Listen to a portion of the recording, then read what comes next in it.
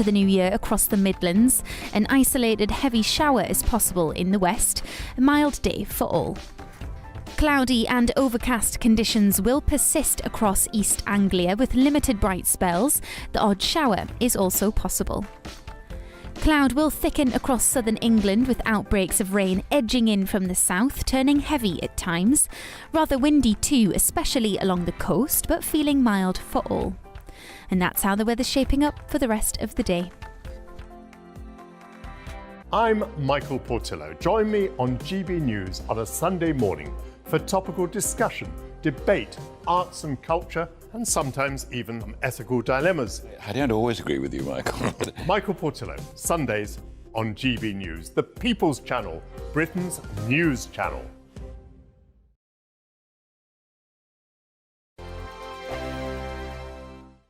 I'm Mark Dolan. Join me at 11 on GB News for Headliners, in which I'll be joined by two of the UK's top comedians discussing tomorrow's papers.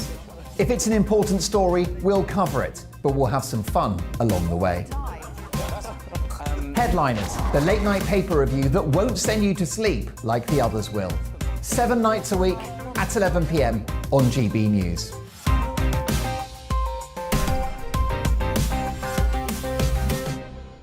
Hello, I'm Michelle Dewberry and you can join me every weekday 6 till 7 on Jubes and Kerr. Me and my panel will get stuck right into the day's events and I can tell you, in fact, I can warn you, expect some robust debate, some strong opinions and perspectives from both sides of the fence. It's about you at home as well. I love to read out all of your comments, or at least as many as I can. So join me, Michelle Dewberry, Monday to Friday, 6 till 7 on Jubes and Kerr.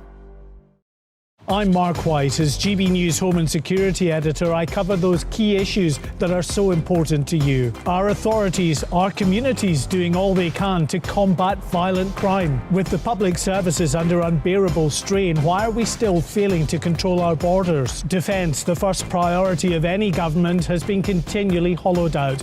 Can we trust our politicians to protect the armed forces? Join me, Mark White, on GB News.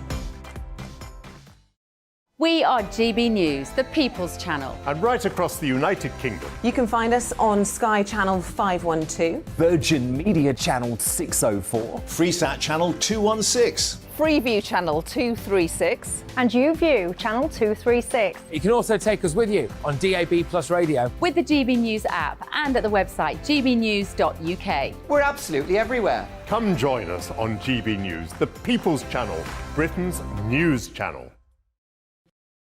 Hello, I'm Simon Evans. Join me on GB News for Headliners at 11 p.m, where I'll be joined by two of the country's top comedians as we take a look at tomorrow's newspapers tonight.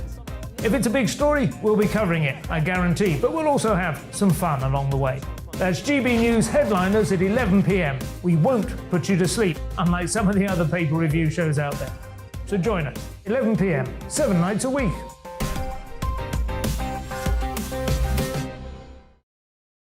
I'm Michael Portillo. Join me on GB News on a Sunday morning for topical discussion, debate, arts and culture, and sometimes even ethical dilemmas. I don't always agree with you, Michael. Michael Portillo, Sundays on GB News, the People's Channel, Britain's news channel.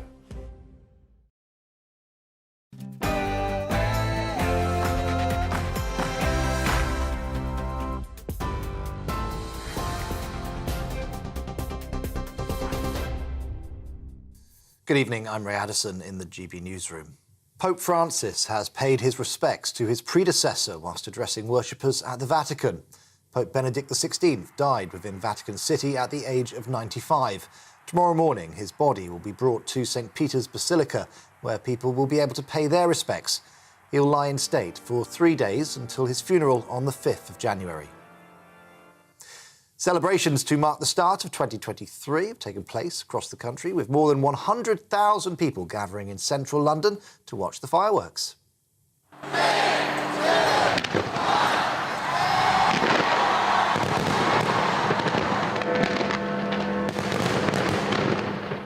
London's mayor says the 12-minute display, which was the first since the start of the pandemic, is the biggest in Europe.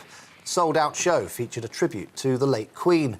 It also highlighted the Lionesses' Euros win and showed solidarity with Ukraine.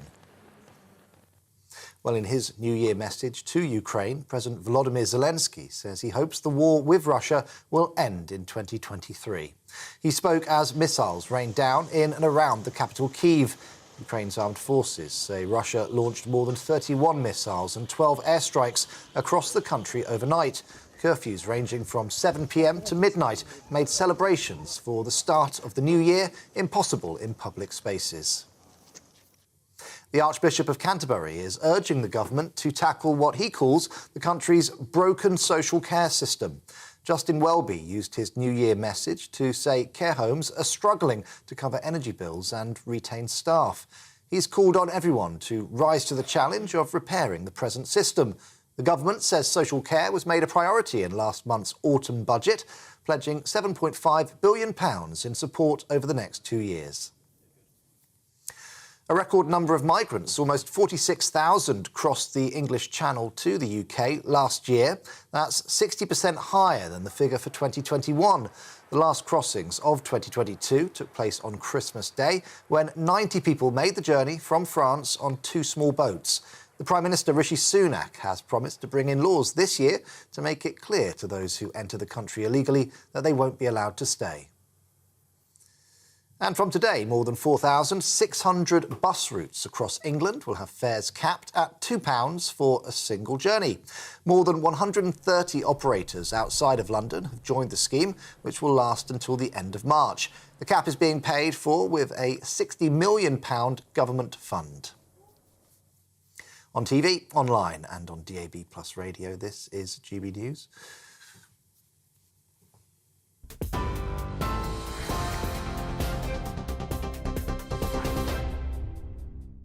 Cinema fans accuse the film Avatar of being racist. Students are told that Alfred Lord Tennyson is problematic. And MPs warn Nicola Sturgeon that her new gender self-ID laws are a danger to women and girls. This is Free Speech Nation.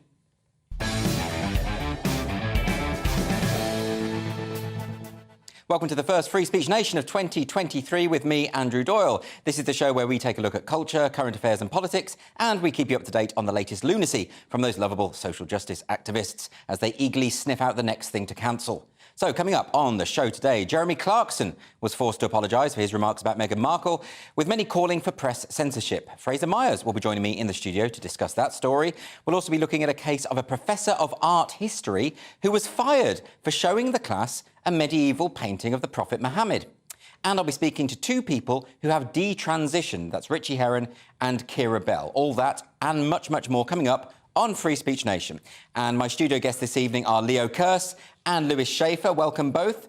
We don't have an audience tonight, so it feels a bit strange, but it's New Year's Day. No one was going to come, so we didn't even invite them. It's the way to do it, isn't it, basically? It's like my house. Exactly. I based it on your house and the way that you operate. Leo, did you have a nice New Year? What did you do? It was nice, yeah. Stayed in and I watched the Danny Boyle Sex Pistols drama. Any good? Not really. Not really. OK, but that's a good way to spend your New Year's, rather than going out to an overpriced pub with overpriced drinks. Absolutely. And jostled about. We actually were on Headliners last night for New Year's Eve. You gave me that gift, a lovely gift. It was a gout testing machine. It was a uric acid. Remember that gout is more than uric acid, and uric acid is more than gout. It's the most important issue, and this is National Gout Awareness Week. Right, well, you heard it here first. National Gout Awareness Week, ladies and gentlemen. Make sure that you're checking your urinary whatever. Lewis has got the machines. Anyway, we're going to get some questions. Just give it a rinse first. Give it a rinse. What, the machine? Yeah, do that. Right, we're going to get some questions from our viewers. We don't have an audience, as I said, tonight, but we do have you guys at home who've been emailing in. Our first question is from Jane, and that Jane has said, is the film Avatar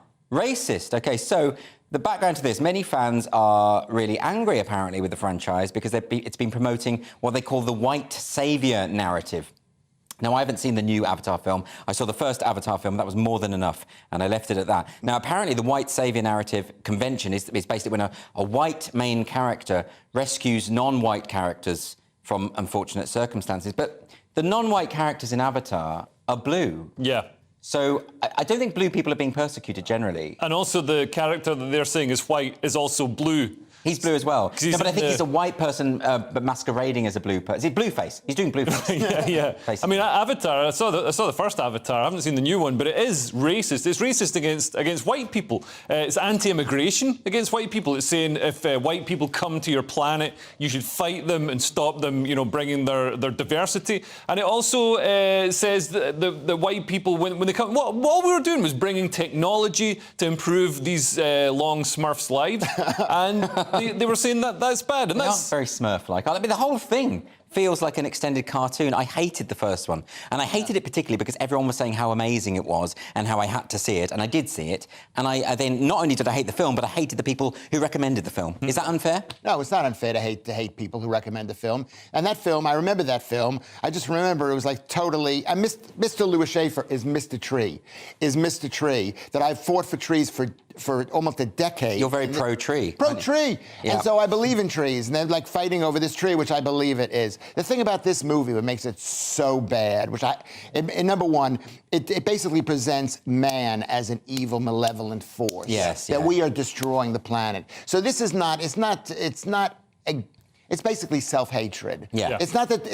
Sorry. Well, I don't really care about what the message of the film is, as long as it's entertaining and interesting. But I was just bored the whole way. And apparently the new one is even more boring. And I say this as someone who's a big fan of James Cameron. I really love Terminator 2. I think Aliens is a step up from the original. I love Titanic even. Yep. People think Titanic's bad. I think it's great. Yeah. So, you know, I'm a fan... And I hate this stuff. Why did he just go back to what he used to do? He also said, didn't he, this year, that Avatar 2 wouldn't be guilty of the kind of toxic masculinity that he explored in Avatar 1. It's great to get advice on masculinity from somebody with 3 failed marriages under his belt. I didn't know that about him. Well, I made it up. I'm assuming it's about 3 or 4. There's definitely like at least 2. Because it's Hollywood. Yeah. And Kate Winslet, too, is like, she's the poster lady for kicking men out of the house and raising the children by herself. Now, she's in the new Avatar film, but she's playing... Wasn't she in the old Avatar I don't think film? so. I don't think so. She's playing a blue person. She's another blue person. She's not a blue person. What she is she's someone who's got varicose veins all over her body. Ah, I see. Well, they're raising awareness of that. You raise awareness of gout. That's next week. You'll be doing that next week. Fantastic. Well, we will get to varicose veins next week, so do tune in for that. We've got a question now from Amanda. Amanda says, should you be forced to retire at 82 years of age? OK, so now this is in reference, obviously, to President Joe Biden, because he is just poised to announce his run for re-election early this year. This won't come as a surprise. A lot of people already knew this, but there has been lots of people in the Democrat Party who have been basically saying we need a younger candidate. And they will definitely need a younger candidate, by the way, if Ron DeSantis is going to run for the Republican side. Can you imagine Ron DeSantis standing next to Joe Biden in a debate? I mean, that won't be a debate at all. It'll be carnage. Yeah, I mean, Joe Biden was too old the first time round, so he's definitely too old this time round. And also there's signs, I mean, on a serious note, everybody mocks him for sort of cluelessness and reading. He reads the auto cue like Anchorman. He reads, you know, the bits that you're not supposed to. Oh, yeah, he says pause now, pause for next bit. For dramatic effect and stuff like that. Says it out loud and then, you know, wanders off stage and has to wander back on to find the door and tries to shake hands with people who aren't there.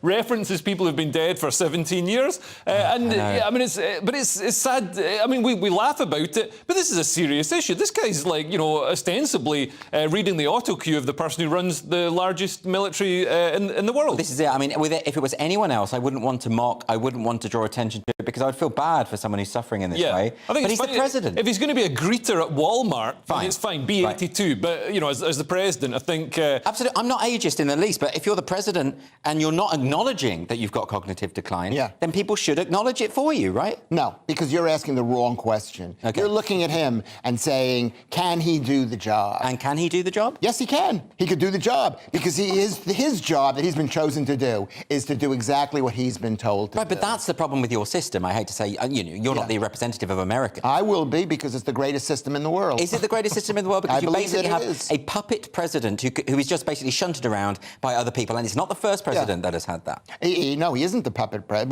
Well, you want to name names like, what's his name, Wilson.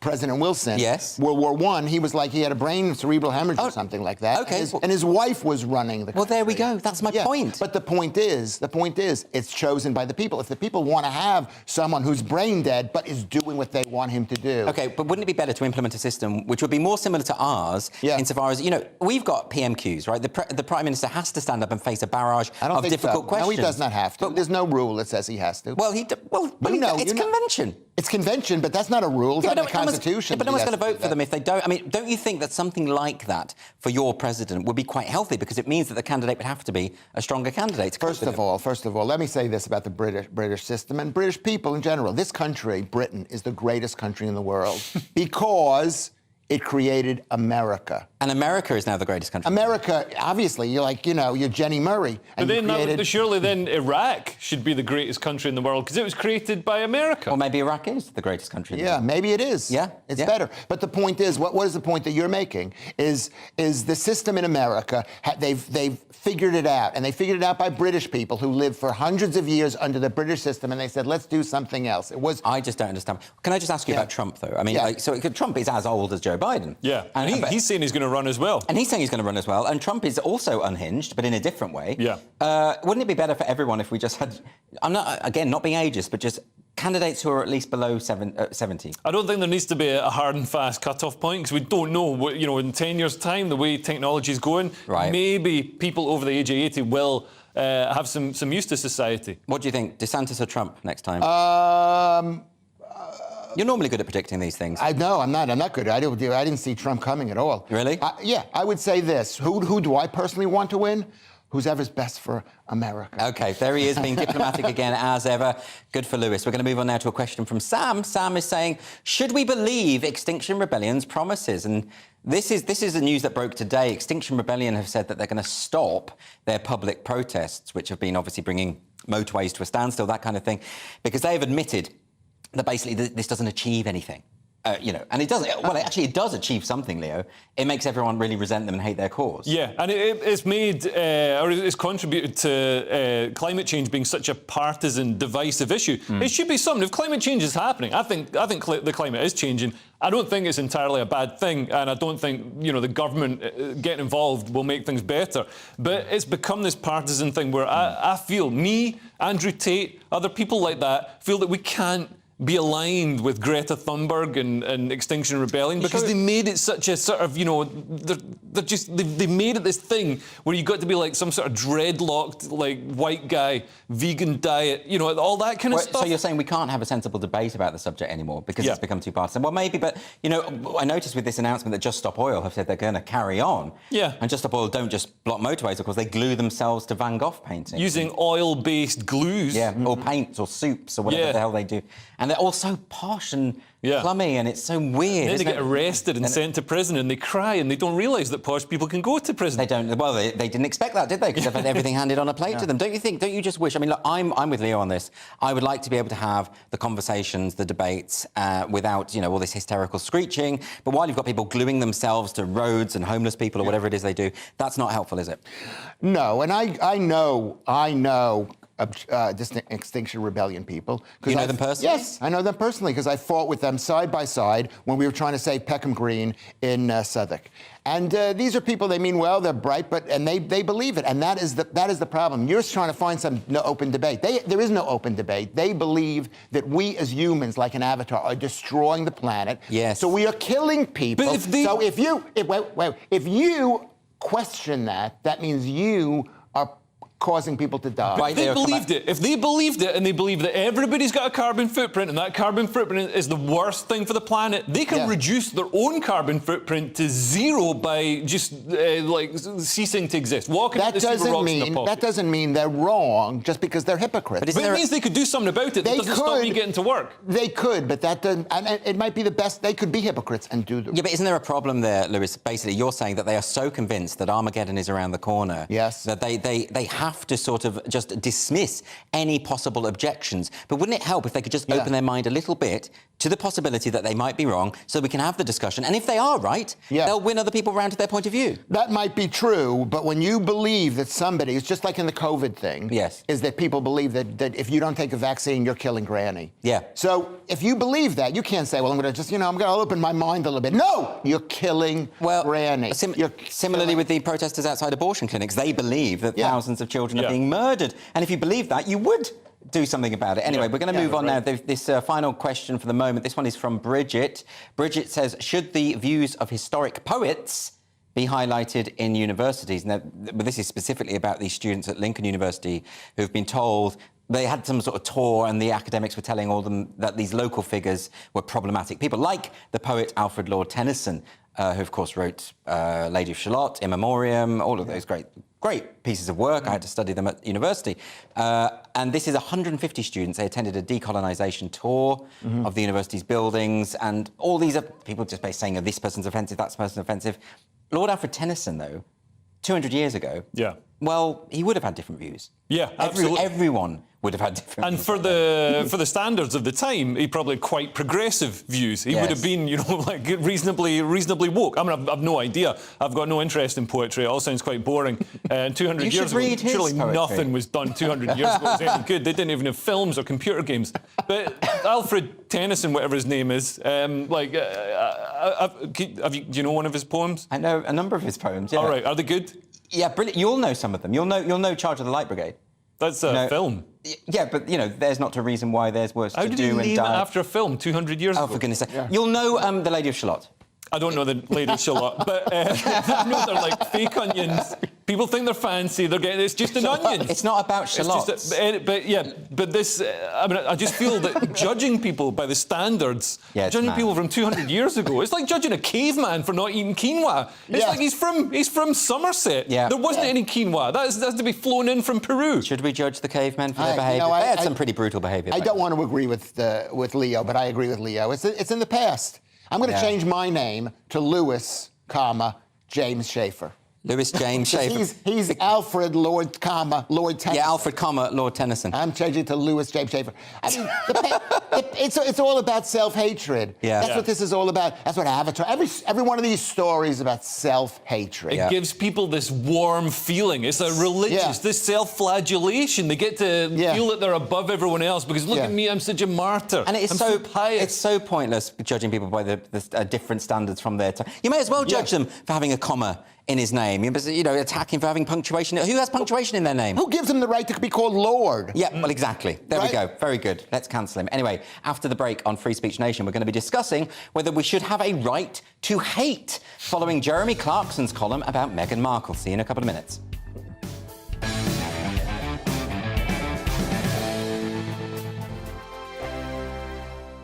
Monday to Thursday, 9 p.m. till 11 p.m. Join me, Dan Wootton. I'll bring you the sharpest takes and hottest debates. Do you not believe in prison? I don't believe in prison. I'm completely stunned. I guarantee you there'll be no spin, no bias, no censorship. I actually was personally quite offended by it. And no reason to go to bed. So I guess they've always been quite woke. That's Dan Wootton tonight on TV, radio and online. Monday to Thursday from 9 p.m. till 11 p.m. on GB News. The People's Channel, Britain's news channel. Every morning from 6 o'clock, we'll wake you up with GB News Breakfast with all the stories you didn't know from the night before. So whether it's serious news, entertainment or your own views from all over our great nation, we're here to kick off your day with a smile. The national media should be reflecting and reporting what's happening here. You will notice the northwestern accents. Whether you're with us on TV, radio or online, every morning, it's breakfast from 6 a.m. Hope you can join us. Join me every Sunday at 6 p.m. for Gloria Meets. In exclusive interviews, I'll be finding out who our politicians really are and what they really think. It's something that you would never want anyone to suffer. I didn't know what channels there were. I didn't think I'd be believed. I must have weighed about 7 stone and I'm 5'8". My instincts was to sort of cover this up. I mean, clearly that was a mistake. Join me every Sunday at 6 p.m. on GB News, the People's Channel, Britain's news channel. Hello there, it's Eamon Holmes here from Breakfast on GB News. We're not just on your television and your screens, you know. We're on DAB plus digital radio, so you can listen to your favourite shows on the move. If you've not yet listened to GB News Radio, it's very simple. We're on your radio player and TuneIn apps, on your smart speaker, phone or tablet, or online at gbnews.uk. Take us with you wherever you go. GB News Radio. You never have to miss a moment of the People's Channel. My name's Tom Harwood and join me 9:30 a.m. every weekday for The Briefing, your one-stop shop for everything you need to know about what's going on in politics today. I wonder if this is a deal that might need to be like the biscuits in this factory, twice baked. Is there not an opportunity here to win out against the extremes? Tom Harwood, GB News. What are you going to do about it? Things should have been done differently, and they certainly are being done differently. Don't miss it. The Briefing with me, Tom Harwood, 9:30 Monday to Friday on GB News. Hello, I'm Simon Evans. Join me on GB News for Headliners at 11 p.m, where I'll be joined by two of the country's top comedians as we take a look at tomorrow's newspapers tonight. If it's a big story, we'll be covering it, I guarantee, but we'll also have some fun along the way.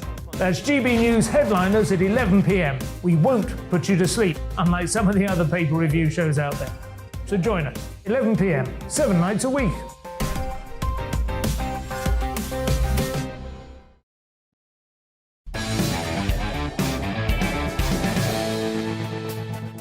Welcome back to Free Speech Nation with me, Andrew Doyle. So before the break, we touched on the column by former Top Gear presenter Jeremy Clarkson, and in it he confessed to loathing Meghan Markle on a, quote, cellular level and wanting her to perform a walk of shame and cue outrage. So joining me to discuss this, I have the Deputy Editor of Spiked, Fraser Myers. Fraser, thank you very much for joining me. Thanks for having me. Give us a background to what he wrote. What was the context? So he's writing in response to the now infamous, Meghan and Harry docu-series and Meghan and Harry show, really, the whole kind of saga around their relationship with the royal family. And he was basically saying that he really is not a fan of Meghan Markle. In a hyperbolic way. I mean, it was ridiculously hyperbolic. He talks about loathing her on a cellular level.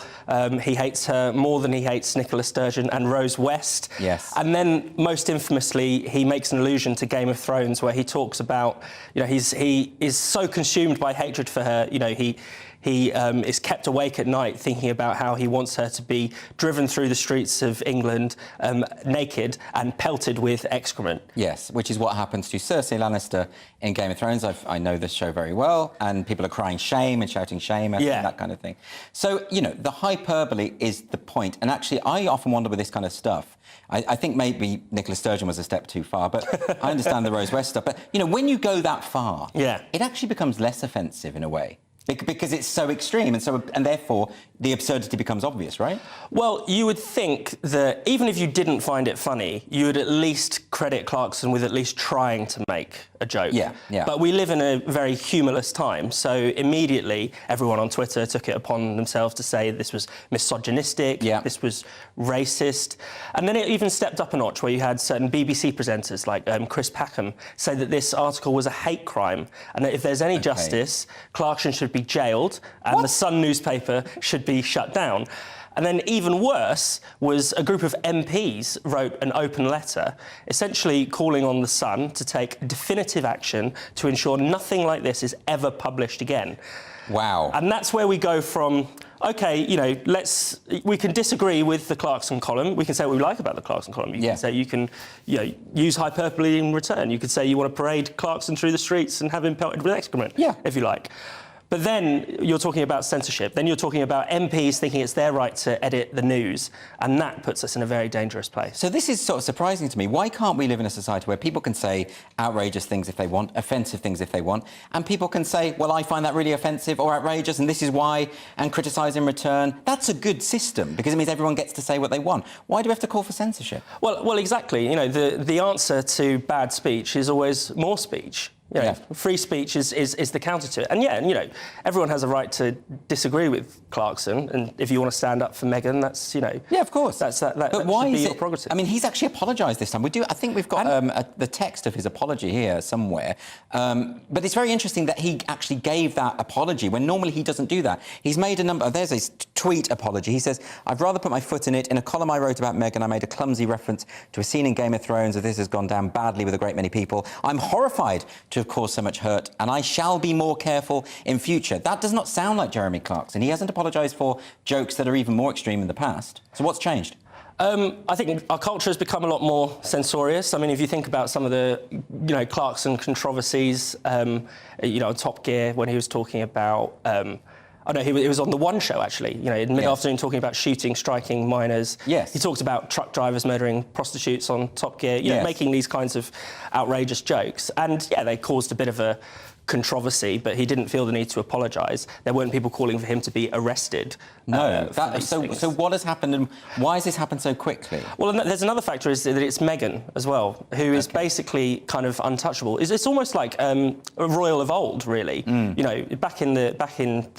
Back in the day, you couldn't criticise the king in the newspaper, and now it seems you're not really allowed to criticise Meghan. I mean, it's not just Clarkson who, he hasn't lost his job or anything yet, but there are calls for him to be sacked and arrested. But if you think about, Piers Morgan was kicked off Good Morning Britain because he said he didn't believe a word of Meghan's interview with Oprah Winfrey. Yes. We lost the head of the Society of Editors had to resign after that interview because he stood up for the press coverage of Meghan, saying it wasn't racist. So that's a really interesting point when you mentioned the press and these people who are pushing now to censor the press as a result of this. So that again seemed to be a step further forward.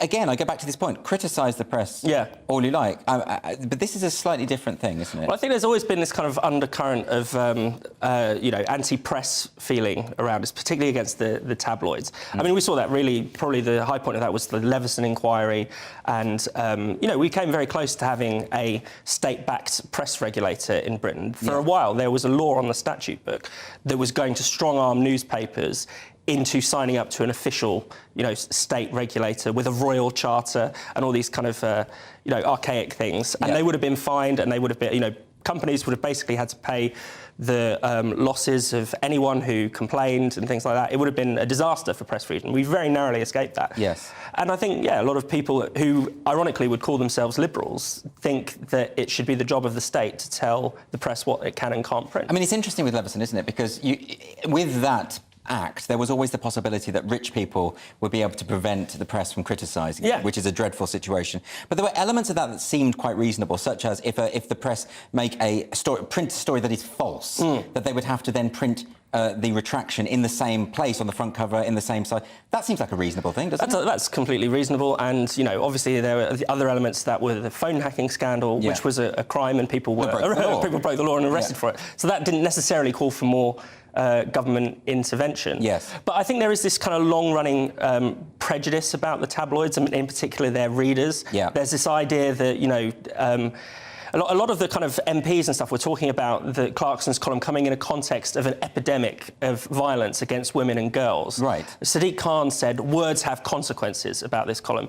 The implication seemed to be that, your average Sun reader is just one Jeremy Clarkson column away from, assaulting a woman. Where's that come from? Because it's simply not true. Yeah. It is not the case that Jeremy Clarkson's column will have resulted in a rise of violence. I mean, they made the same case when Boris Johnson made the joke about Muslim women wearing the burqa and letterboxes. They said that the hate crimes escalated by this much, or I can't remember, but something like 300%. And those figures were completely debunked when they were actually analysed. It's not true that these kind of outrageous comments ever lead to violence. No, it's not true at all. It's just, it's prejudice. It's prejudice. It's saying that, there are thick people out there, the kind of people that read the tabloids. They're monkey see, monkey do. They hear, or you hear this phrase, it's a dog whistle all the time, don't you, around racism or misogyny. Yeah. Who are the dogs? Yes, exactly. Right? They're talking about the great British public. But it does strike me as odd that he apologised, and I think, does this have a chilling effect on other people? Other people are going to write in a certain way, and does it affect, some columnists are quite sparky and quite robust, and there's an appeal to that. If you think of people like Julie Burchill, Camille Paglia, these kind of...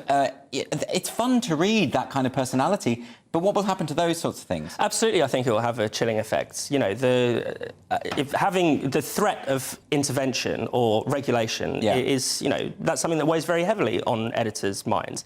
And it's a good reminder that the press, obviously the press does some brilliant work in exposing corruption and exposing wrongdoing and things like that, and that's all very important. But there's also another side to the press which is just making fun of things. Yes. Throwing excrement at celebrities. Well, and just things like invoking that. Game of Thrones and that, and that part of it, you do want to have scarbrous and sparky commentary and a lively kind of discussion and debate about all kinds of issues.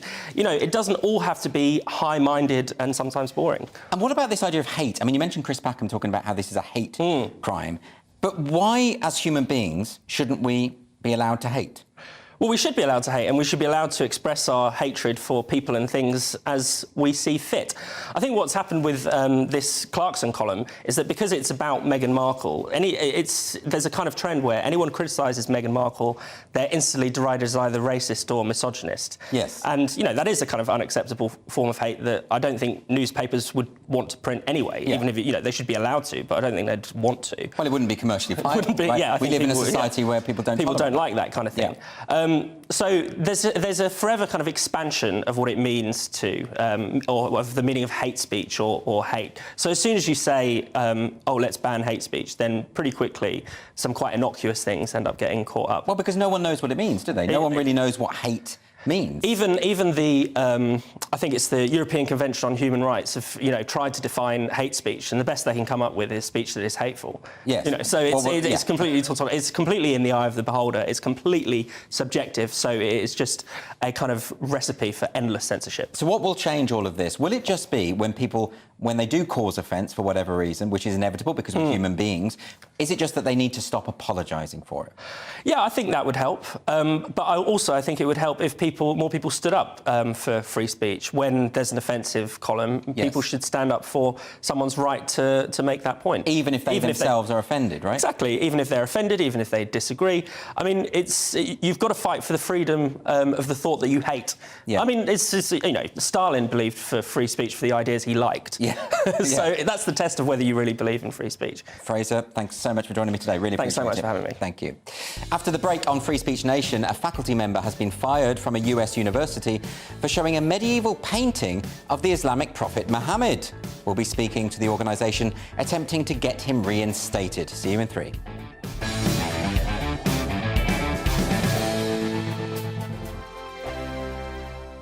We are GB News, and we'd like to say thank you to each and every one of you for bringing us your conversations, for helping our great nation find its voice. We are here for you on radio, television, and online, across England, Scotland, Wales, and Northern Ireland. It's not the BBC, you actually get your facts right. We are proud to be GB News, the People's Channel, Britain's news channel. Hi there, it's Stephen and Anne. At breakfast from 6 a.m, you'll always be caught up with everything you need to know, the latest headlines, opinions and debates. We'll bring you the good news and the bad, but most of all, we're here for you. Remember, send in your views and let us know what you would like us to talk about. That's because we're your news channel. And every morning at 6 a.m, it's breakfast on GB News. Monday to Thursday on GB News, it's Bev Turner Today from 10 a.m. We're going to be here for you, our GB News family, to keep you up to date, but also make you smile. The guy went from puberty to adultery. And I can't wait to bring a few of my own opinions. I have no time for cultural totalitarianism. We'll engage in passionate, but always polite debate, with your thoughts and opinions at the centre of it all. Only on GB News, the People's Channel, Britain's news channel. Join me, Nana Akue, Saturday and Sunday afternoons on GB News. Expect fiery debate and passionate discussion as me and my panel tackle some of the biggest topics hitting the headlines. It's a place for everyone's opinion. No one gets cancelled, but no one gets an easy ride. Oh, she's on it today! Be ready for conversations that are fierce, frank, and of course, fun. Every Saturday and Sunday afternoon from 4 p.m. on GB News, the People's Channel. Join my show Farage, 7 p.m. till 8 p.m. Monday through Thursday, and there you will get opinion, analysis, debate, and I'll cover stories that nobody else dares to touch. You've been cancelled. Join the club. Oh my goodness me! And then for the last 15 minutes, talking pints. We're over a drink. We have a civilised conversation with someone. We very often disagree, but we do it in a grown-up way. Come and join me on Farage.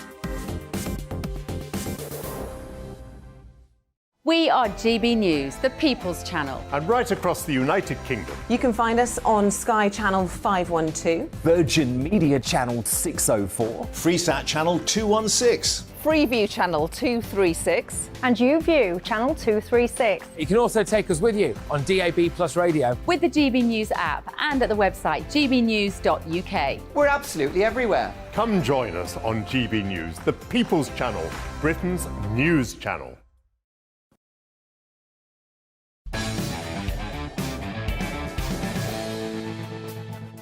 Welcome back to Free Speech Nation with me, Andrew Doyle. Later in the show, I'm going to be turning agony uncle with the help of my wonderful panel, Leo Kirst and Lewis Schaefer. And we're going to help you to deal with your unfiltered dilemmas. So please do email us with all of your problems to gbviews@gbnews.uk. We're going to do our best to solve your problems. Now, if you study the history of art, you might expect to come across a medieval painting or two. So you'll be surprised to hear that doing so got a faculty member fired in the United States. The professor was accused of Islamophobia after showing a painting of Muhammad with the Associate Vice President of Inclusive Excellence, that's actually a thing, declaring it undeniably inconsiderate, disrespectful and Islamophobic. The 14th century Persian masterpiece is often taught in Islamic art history classes at universities across the world for its historical and cultural importance, but some Muslims consider depictions of their prophet to be blasphemous. So I want to speak now to a campaigner from FIRE, the Foundation for Individual Rights in Education, Alex Morey. Alex, thank you for joining me tonight. I just want to ask you first and foremost about this professor. I know we don't know the name of the professor, but this was a course which included an element on the history of Islamic art, and this is a significant piece. Is that correct?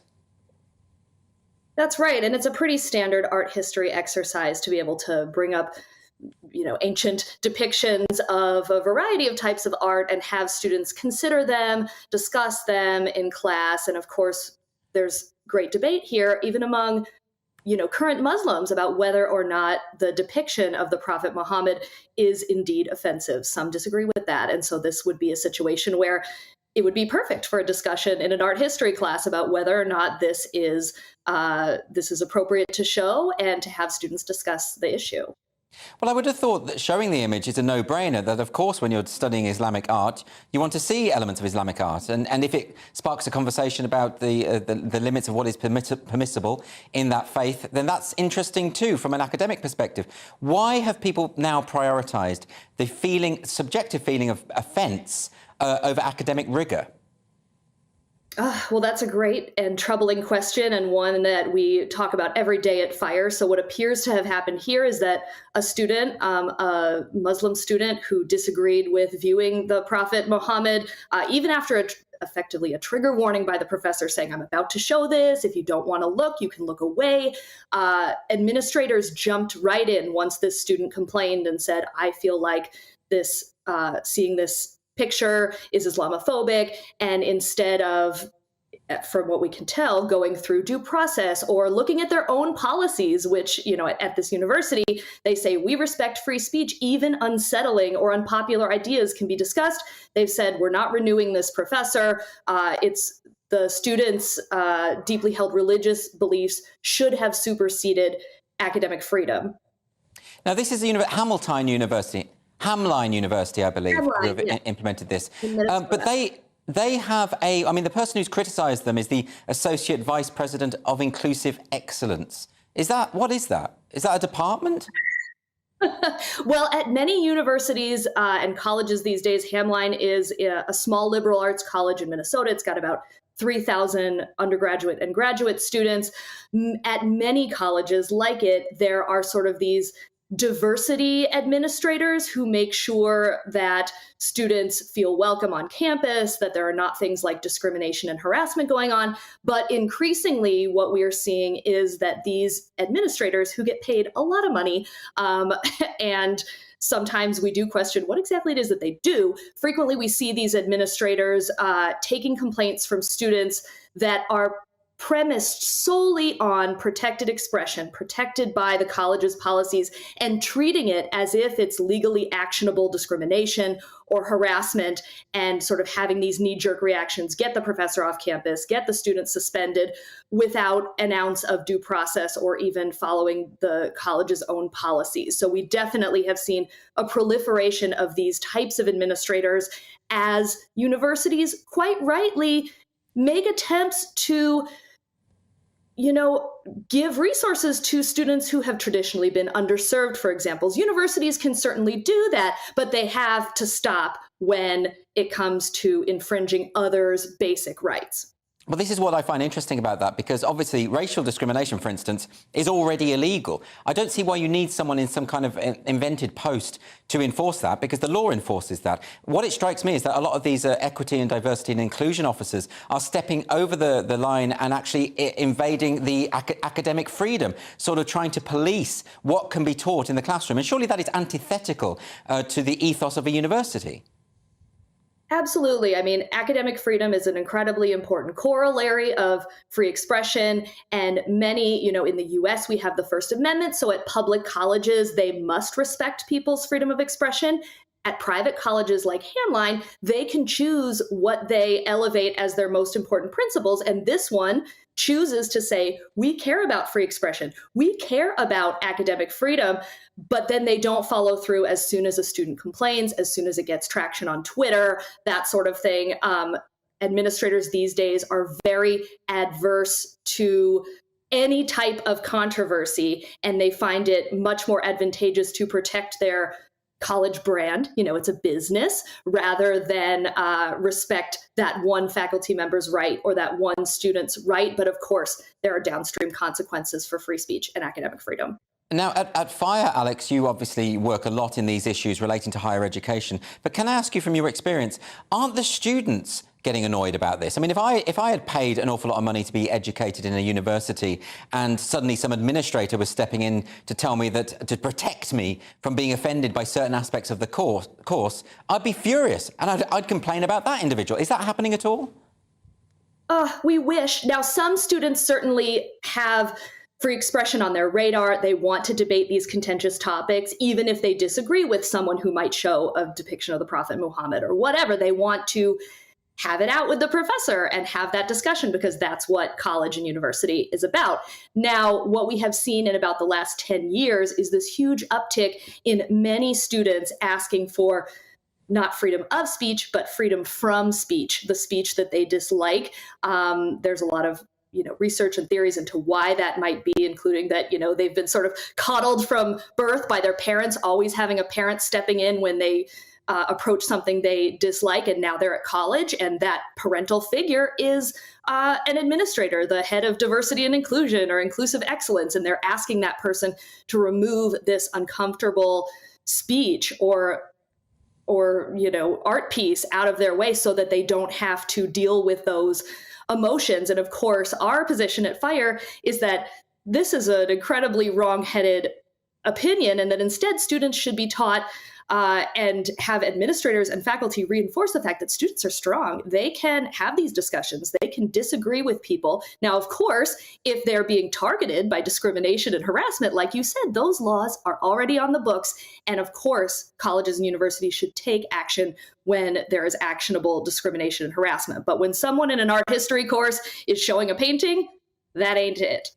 Alex, we don't have much time at all, so very quickly, would you be able to tell us, you're presumably supporting this academic who's been fired. What are the chances that he or she will be reinstated? Well, it's incredibly difficult because this particular professor is an adjunct, which means they don't have tenure protections, which protect sort of full-time faculty members. So I am hopeful. We have seen it happen in the past where an adjunct is reinstated, but it can be rare. It's also, we're hopeful that this person will come forward, tell us who they are, and fight for their rights. Adjuncts are in incredibly difficult positions because they don't want to cause trouble. They live under the poverty line, many of them in the US, so they want that next job. They don't want to be a troublemaker. But we hope that this person will come forward and fight for their rights and the rights of other adjuncts to have academic freedom in the classroom. And we will Alex help Morey, them. thanks very much for joining me tonight. Really appreciate it. And we did approach Hamline University for comment, and we received no response.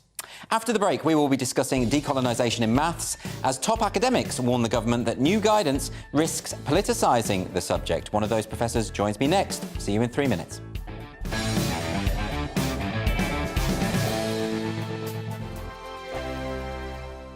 Monday to Thursday nights on GB News. At 6, it's Dubes & Co. 7 o'clock, Farage. At 8, join Mark Stein. And at 9, Dan Wootton Tonight, followed by Headliners. On TV, radio and online. This is GB News. Here on GB News Live, we'll be keeping you in the picture, finding out what's happening across the country and finding out why it matters to you. We'll have the facts fast with our team of reporters and specialist correspondents. Wherever it's happening, we'll be there from 12 noon on TV, radio and online. GB News, the People's Channel, Britain's news channel. Hello, I'm Michelle Dewberry, and you can join me every weekday 6 till 7 on Dubes & Co. Me and my panel will get stuck right into the day's events, and I can tell you, in fact, I can warn you, expect some robust debates, some strong opinions and perspectives from both sides of the fence. It's about you at home as well. I love to read out all of your comments, or at least as many as I can. So join me, Michelle Dewberry, Monday to Friday, 6 till 7 on Dubes & Co. We are GB News, the People's Channel. Why not take us home with you by visiting the GB News shop at gbnews.store. You'll find all the official merchandise, a really good present actually for yourself, your friends or your family. We ship across the UK mainland at no extra cost. GB News, the People's Channel. I'm Mark White. As GB News Home and Security Editor, I cover those key issues that are so important to you. Our authorities, our communities doing all they can to combat violent crime. With the public services under unbearable strain, why are we still failing to control our borders? Defence, the first priority of any government, has been continually hollowed out. Can we trust our politicians to protect the armed forces? Join me, Mark White, on GB News. We are GB News, right across the nation. You can get us on television, on radio, on digital. We're absolutely everywhere. Amazing! You see, amazing! You remind me of me in the European Parliament. But here's the most important bit. We are not part of the mainstream establishment. We think and speak just like you do. We are the People's Channel. Magnificent. That's really, really thoughtful. Come and join us on GB News, the People's News Channel.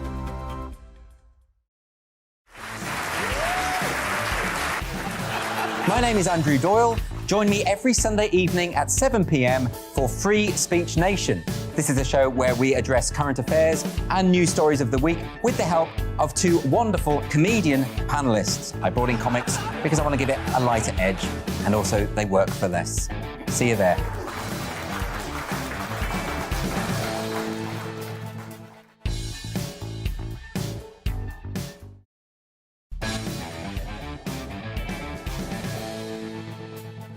Welcome back to Free Speech Nation with me, Andrew Doyle. Top academics have warned the government that new guidance for universities risks politicising the subject of mathematics. For maths degrees, professors have to explain how they are presenting a multicultural and decolonised view of the subject. The academics sent a joint letter, seen by GB News, that such guidance risks politicising the subject of mathematics and presenting a skewed perspective on its history, and infringes on the academic freedom of mathematicians to teach their subject according to their best professional judgment. One of the dozen professors who put their name to the letter is Professor Jane Hutton from the Department of Statistics at the University of Warwick, and she joins me now. Professor Hutton, thanks very much for joining me. Can I ask you first and foremost about this notion of decolonisation? Because, you know, I understand that this came in largely through the humanities, English literature, that kind of subject, the social sciences. But surely mathematics and science, these things should be immune to those other culture war concerns. Well, yes, that's interesting. I mean, this time, next week, I'll be in Cameroon in Africa at the African Institute of Mathematical Sciences with 60 students from all over Africa, my 11th time of going out as a volunteer to teach there. And when I was there in January 2022, I watched something about critical race theory set up by North American liberals. And frankly, the Africans were appalled. they're not interested in becoming a colony, succumbing to cultural imperialism from North American liberals. They want to learn mathematics. And those of us who are mathematicians are well aware how international the subject is. Can I ask you, to what extent do mathematicians in this country feel under pressure to accommodate these palpably ideological ideas within their subject? Very much so. I mean, I am willing to speak out, but very few of my colleagues are, and they will send me emails and thank me for speaking out, but they will not allow themselves to be identified. And I'm talking about colleagues, senior managers, professors, IT staff, cleaners, gardeners. They know I'll speak out. They're appalled by this behaviour and other issues coming from this whole North American liberal imperialism. Professor Hutton, can I ask you specifically, what is it they're asking you to do exactly? I mean, I've seen, for instance, people saying that in engineering, for instance, when you're teaching about Isaac Newton, you should discuss his problematic views on race as though that was in any way relevant to the law of motion. What are they specifically asking mathematicians to do in these courses? Well, they're not actually even asking mathematicians to have an intelligent intellectual discussion. They're asking us to propagate their ideas. For example, they will have particular views on, say, Ramachandran, or, in statistics, one of the things we teach is the Rao-Blackwell theorem. C.R. Rao is an Indian. David Blackwell is an African-American. But we don't spend our time focusing on that. We focus on the mathematics. And there's a time and place for everything, as Aristotle pointed out. You don't evaluate mathematics by the standards of poetry, or poetry by the standards of mathematics. And what surprises me, I'm not a historian, I'm not a philosopher, but it's the sheer ignorance of so much of what these people propose, and the reluctance. It's intellectually lazy. So you can't ask a question like, how come critical race theory says that being white is an absolutely dreadful thing? You can't say you don't have these prejudices, you are irredeemably white. But if you're a man, you can become a woman just by saying so. Why are these two completely, thoroughly, genetically, physically centered properties treated so differently? But of course, I know perfectly well that I am likely to get a whole lot of abuse for even raising the question. Well, and, the previous speaker talked about interesting that you raised being protected. That idea of identity politics, Professor Hutton, that's come into these questions, when, of course, identity politics has very little to do with mathematics. I mean, surely in mathematics, the answer is either right or wrong. I mean, I know I don't have any expertise in this area, but you can correct me if I'm wrong about that. Yes, and that makes mathematics very unpopular. I've had to deal with people trying to teach us that in teaching you must never tell a student they've got the right answer or the wrong answer. To which I say, you're a parasitical hypocrite. We wouldn't be talking to one another, using the equipment we're using, without a lot of people getting things very, very precisely right in engineering and mathematics. So is this quite commonplace, the idea that students should not be told that they are wrong? How can they possibly improve? I acted both training PhD students as teachers and junior colleagues as teachers, and that used to be the standard rhetoric from social scientists. You must never tell it. The mature learner knows there's no right answer. But does this not patronise students needlessly? I mean, aren't the students annoyed at being patronised in this way? Yes. When I put up an article saying debate on gender dysphoria is being silenced, the equality officer stirred up a manager to sound off outraged.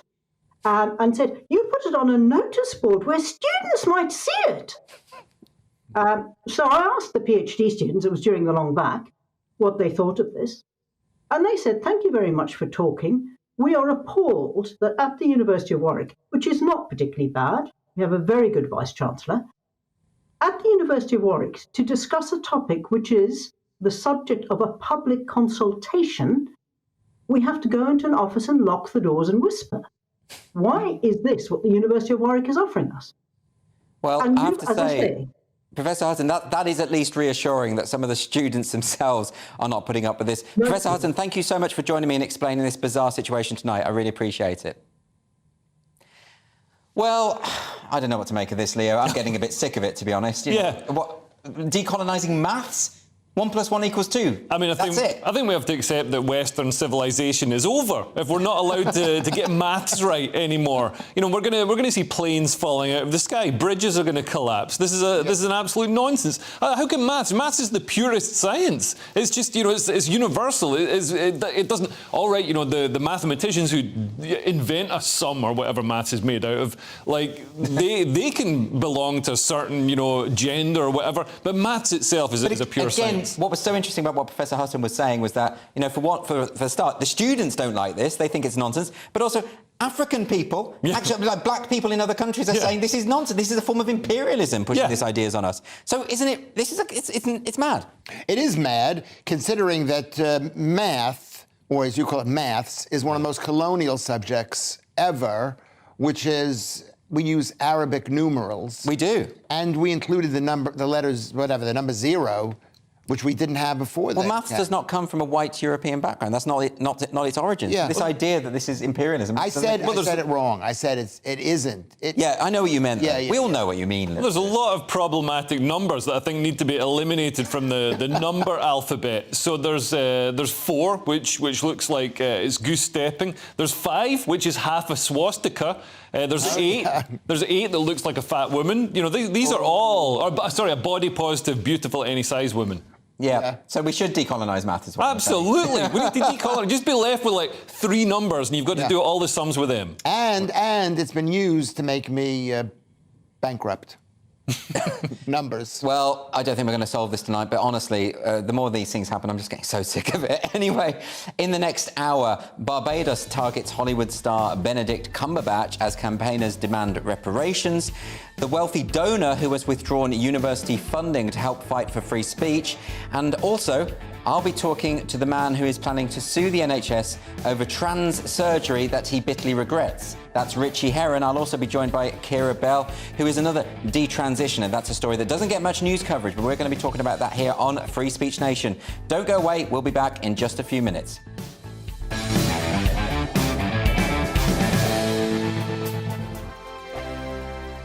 I'm Mark Dolan. Join me at 11 on GB News for Headliners, in which I'll be joined by 2 of the UK's top comedians discussing tomorrow's papers.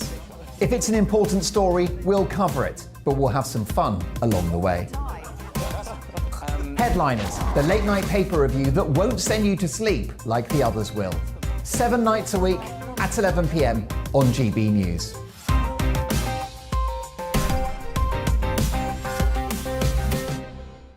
Monday to Thursday nights on GB News. At 6, it's Dubes & Co. 7 o'clock, Farage. At 8, join Mark Stein. And at 9, Dan Wootton Tonight, followed by Headliners.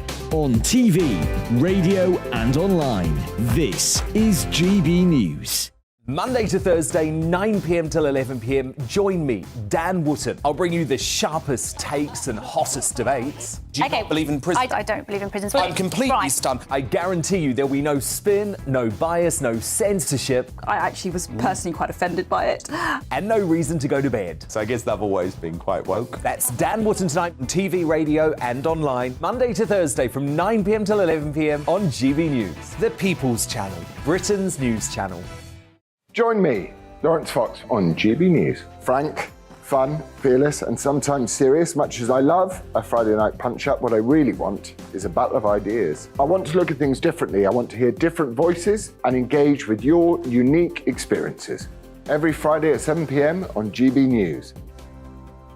Hello, I'm Esther McVeigh. And I'm Philip Davis. Whether you're watching or listening on TV, online or on radio, we handpick the latest stories, debates and expert opinions for your weekend. So whether that's politics, news or showbiz, we've got it covered. Join us every Saturday morning at 10 o'clock on GB News. Join me every Sunday at 6 p.m. for Gloria Meets. In exclusive interviews, I'll be finding out who our politicians really are and what they really think. It's something that you would never want anyone to suffer. I didn't know what channels there were. I didn't think I'd be believed. I must have weighed about 7 stone and I'm 5'8". My instincts was to sort of cover this up. I mean, clearly that was a mistake. Join me every Sunday at 6 p.m. on GB News, the People's Channel, Britain's news channel. Hello there, it's Eamon Holmes here from Breakfast on GB News. We're not just on your television and your screens, you know. We're on DAB plus digital radio, so you can listen to your favourite shows on the move. If you've not yet listened to GB News Radio, it's very simple. We're on your radio player and TuneIn apps, on your smart speaker, phone or tablet, or online at gbnews.uk. Take us with you wherever you go. GB News Radio. You never have to miss a moment of the People's Channel.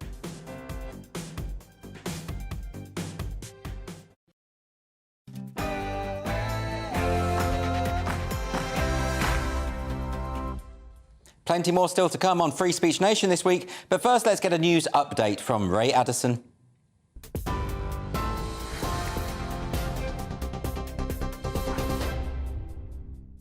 Thanks, Andrew. Here's the latest from the GB newsroom. Pope Francis has paid his respects to his predecessor whilst addressing worshippers at the Vatican. Pope Benedict XVI died within Vatican City at the age of 95. Tomorrow morning, his body will be brought to St. Peter's Basilica, where people will be able to pay their respects. He will lie in state for 3 days until his funeral on the 5th of January. Celebrations to mark the start of 2023 took place across the country last night, with more than 100,000 gathering in central London alone to watch the fireworks.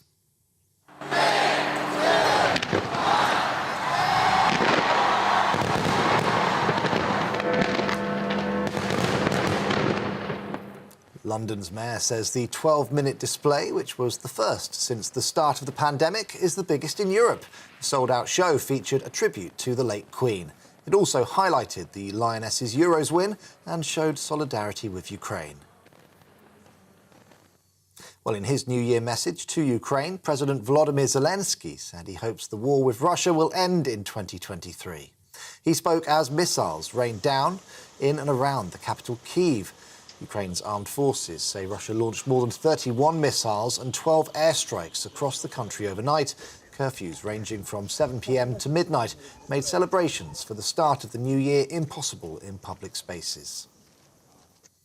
The Archbishop of Canterbury is urging the government to tackle what he calls the country's broken social care system. Justin Welby used his New Year message to say care homes are struggling to cover energy bills and retain staff. He's called on everyone to rise to the challenge of repairing the present system. The government says social care was made a priority in last month's autumn budget, pledging £7.5 billion in support over the next 2 years. A record number of migrants, almost 46,000, crossed the English Channel to the UK last year. That's 60% higher than the figure for 2021. The last crossings of 2022 took place on Christmas Day, when 90 people made that journey from France on 2 small boats. The Prime Minister, Rishi Sunak, has promised to bring in laws this year to make it clear to those who enter the country illegally that they won't be allowed to stay. And effective today, more than 4,600 bus routes across England have fares capped at £2 for a single trip. More than 130 operators outside of London have joined the scheme, which will last until the end of March. The cap is being paid for with taxpayers' money, £60 million worth from a government fund. We're on TV, online and on DAB+ radio. This is GB News. Back now to Free Speech Nation.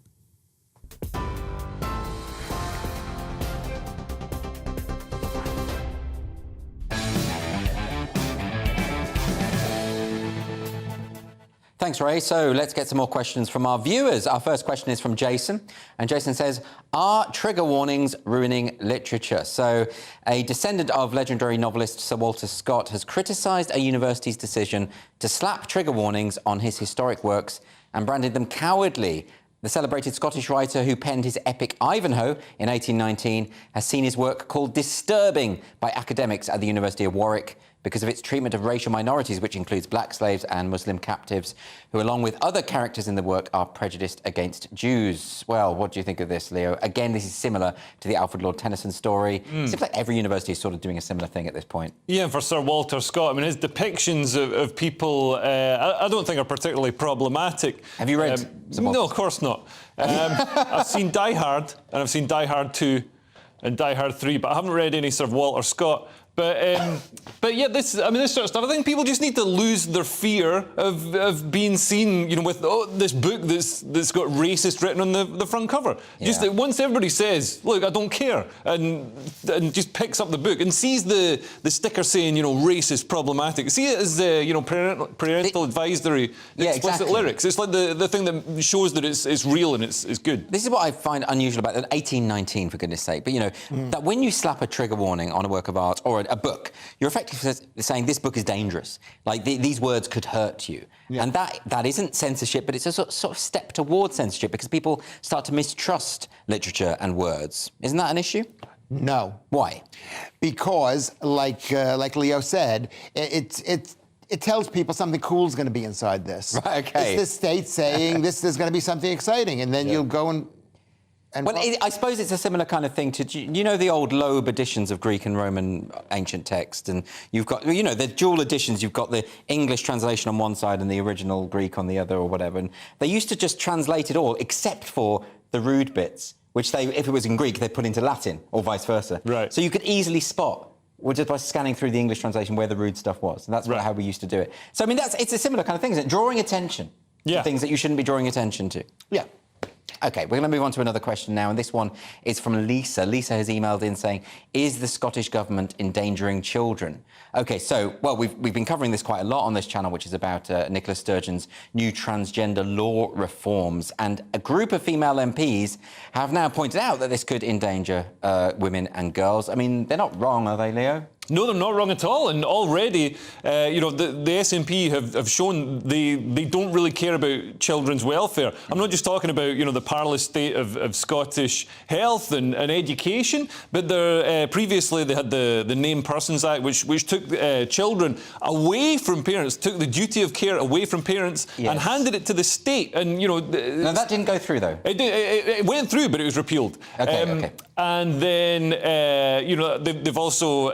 Scotland's been a hotbed for gender ideology, so the Sandyford Clinic in Glasgow, which is a gender clinic, has been treating children as young as 9 with puberty blockers. So these are drugs. This isn't therapy or, you know, just ideas and talking. This is actual drugs going into 9-year-old children. This clinic is the equivalent of the Tavistock in London, which of course has had to close down. Yeah. Right, but why well, I know the answer to this, but why are they not getting the same sort of scrutiny? Do you know the answer? I do. I think it's because the SNP support that ideology. It's a one-party state in Scotland. Yeah. So yeah, I mean, there's not the sort of scrutiny and opposition. I mean, the media companies in Scotland are dependent on adverts that are placed by the SNP, so they're not going to question anything the SNP does. Right. This is bad news, isn't it? And isn't it particularly bad news that the government, the SNP in Scotland, has been completely ignoring the kind of concerns that Leo is raising here? It's like Nicola Sturgeon has basically said to all those feminists who've been campaigning outside of Holyrood, your arguments have no merit. I mean, that's actually literally what she said.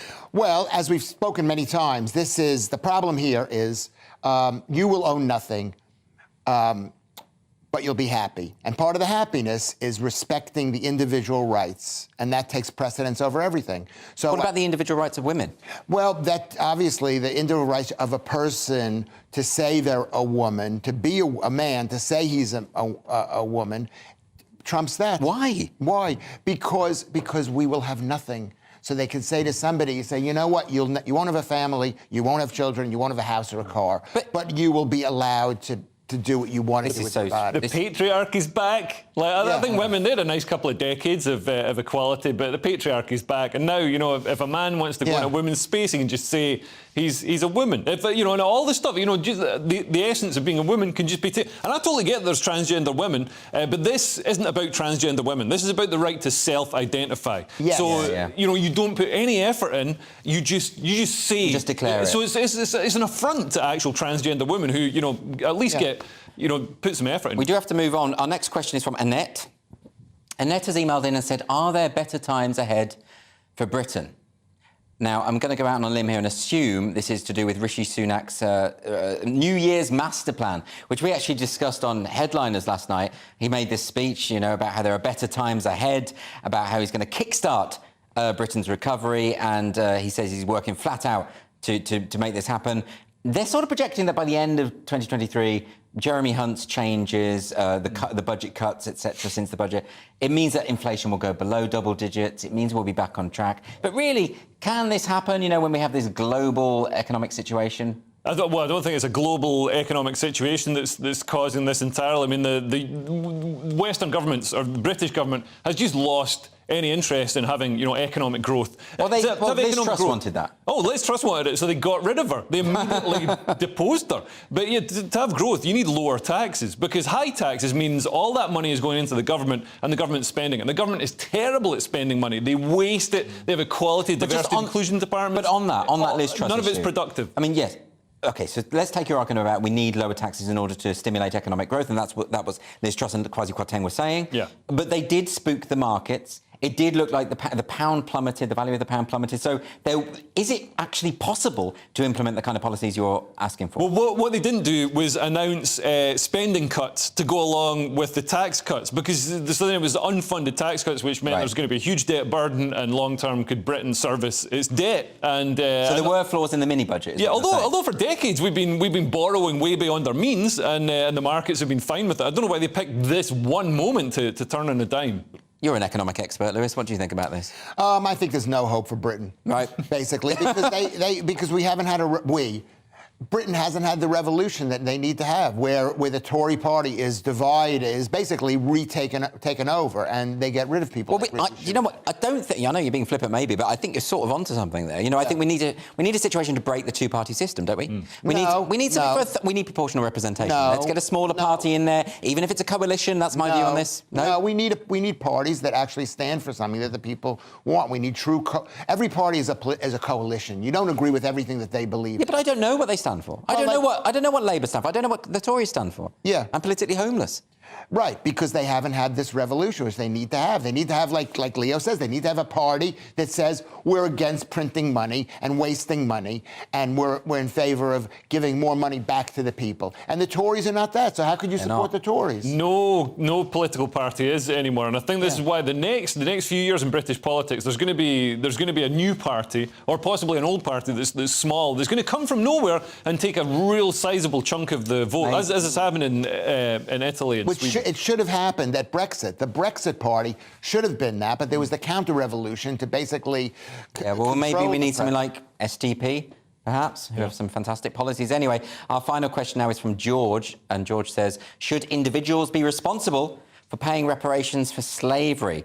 Now, this question goes on and on because there's all sorts of examples, but this is about the MP for Dorset, Richard Drax, who's under pressure to hand back land to Barbados because he still owns a plantation that his ancestors used, and they had slave labour and that kind of thing. I mean, what do we think about this? Because also Benedict Cumberbatch has been drawn into this because his family could also be forced to pay reparations to the island because they ran a slave plantation in the 18th and 19th centuries. Yeah, I mean, normally I'd say individuals shouldn't be responsible for paying reparations, but when it comes to Benedict Cumberbatch, he's all of his wealth, all of the privilege he enjoys comes from slavery. Is that right? It's disgusting. I mean, his ancestors got insanely rich off the slave trade, and they kept that money and invested it, so then they could afford to send him to these posh schools so he could become a top actor. Otherwise, he'd be, working in Pizza Hut or something like that. So you think reparations, that's OK if it's from a particularly egregious instance where the family made all their money? No, if it's specifically Benedict Cumberbatch. Oh, OK. He can pay all of it because he also goes out and he virtue signals. He's campaigned alongside Extinction Rebellion while he's the face of MG cars in India. I suppose. It's an absolute, he's such a hypocrite. Would you also apply this to Shola Moshogbamimu, whose family are from Nigerian royalty, who also made a lot of their money off slaves? Oh yeah, she should absolutely. Dr. Shola Moshogbamimu should pay everybody's reparations. She should definitely pay my share. My ancestors didn't have slaves. My ancestors were also having a terrible time, while Dr. Shola's ancestors were making money selling slaves. I mention that because it's a sore point, because Leo had a big row with her on Good Morning Britain or something like that. Yeah, when I eventually actually managed to get a word in. You know what I mean? But it does feel slightly hypocritical when you come from a family that peddled in slavery to be criticising systemic racism. When you're actual royalty to go to another country and say, "Oh my God, you're oppressing me." Yeah. What do you think about this one, Lewis? Benedict Cumberbatch, should he be forced to give his money back? I mean, Leo makes a good point, doesn't he, that he may not have got anywhere without that leg up in society. He might not have, but I was in a film with him with cats, and he had to give a speech, and he was absolutely perfect. Well, brilliant. I sort of think he is a good actor, Leo. He is a really good actor. Acting's easy. Lewis does it. He was in Wonder Woman. Yeah, but Lewis doesn't do, like The Imitation Game or stuff that, We're giving long speeches. This question is basically close to my heart because I'm still awaiting reparations for slavery in Egypt. As a Jew, the Egyptians, they enslaved us. We're still waiting to be paid for it. They've given us no money. You should threaten to dismantle the pyramids if they don't pay up. Absolutely, you'd be well justified in doing that. Anyway, after the break on Free Speech Nation, we're going to be speaking to a man who is planning to sue the NHS, who says his life has been unbearable since undergoing trans surgery 4 years ago. I'll also be speaking to Keira Bell, who in 2020 took Tavistock's gender identity service to the High Court and won. See you in 3 minutes.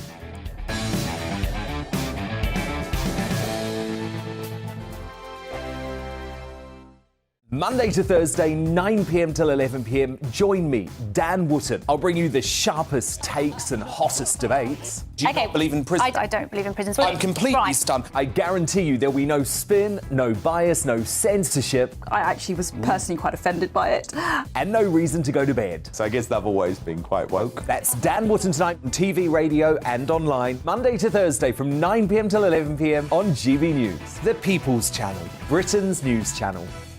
Every morning from 6 o'clock, we'll wake you up with GB News Breakfast with all the stories you didn't know from the night before. So whether it's serious news, entertainment, or your own views from all over our great nation, we're here to kick off your day with a smile. The national media should be reflecting and reporting what's happening here. You will notice the northwestern accents. Whether you're with us on TV, radio, or online, every morning, it's breakfast from 6 a.m. Hope you can join us. Join me every Sunday at 6 p.m. for Gloria Meets. In exclusive interviews, I'll be finding out who our politicians really are and what they really think. It's something that you would never want anyone to suffer. I didn't know what channels there were. B, I didn't think I'd be believed. I must have weighed about 7 stone and I'm 5'8". My instinct was to sort of cover this up. I mean, clearly that was a mistake. Join me every Sunday at 6 p.m. on GB News, the People's Channel. Britain's news channel. Hello there, it's Eamon Holmes here from Breakfast on GB News. We're not just on your television and your screens, We're on DAB plus digital radio, so you can listen to your favourite shows on the move. If you've not yet listened to GB News Radio, it's very simple. We're on your radio player and TuneIn apps, on your smart speaker, phone or tablet, or online at gbnews.uk. Take us with you wherever you go. GB News Radio. You never have to miss a moment of the People's Channel. My name's Tom Harwood and join me 9:30 a.m. every weekday for The Briefing, your one-stop shop for everything you need to know about what's going on in politics today. I wonder if this is a deal that might need to be like the biscuits in this factory, twice baked. Is there not an opportunity here to win out against the extremes? Tom Harwood, GB News. What are you going to do about it? Things should have been done differently, and they certainly are being done differently. Don't miss it. The Briefing with me, Tom Harwood, 9:30 Monday to Friday on GB News. Hello, I'm Simon Evans. Join me on GB News for Headliners at 11 p.m, where I'll be joined by 2 of the country's top comedians as we take a look at tomorrow's newspapers tonight. If it's a big story, we'll be covering it, I guarantee, but we'll also have some fun along the way. That's GB News Headliners at 11 p.m. We won't put you to sleep, unlike some of the other paper review shows out there. So join us, 11 p.m, 7 nights a week.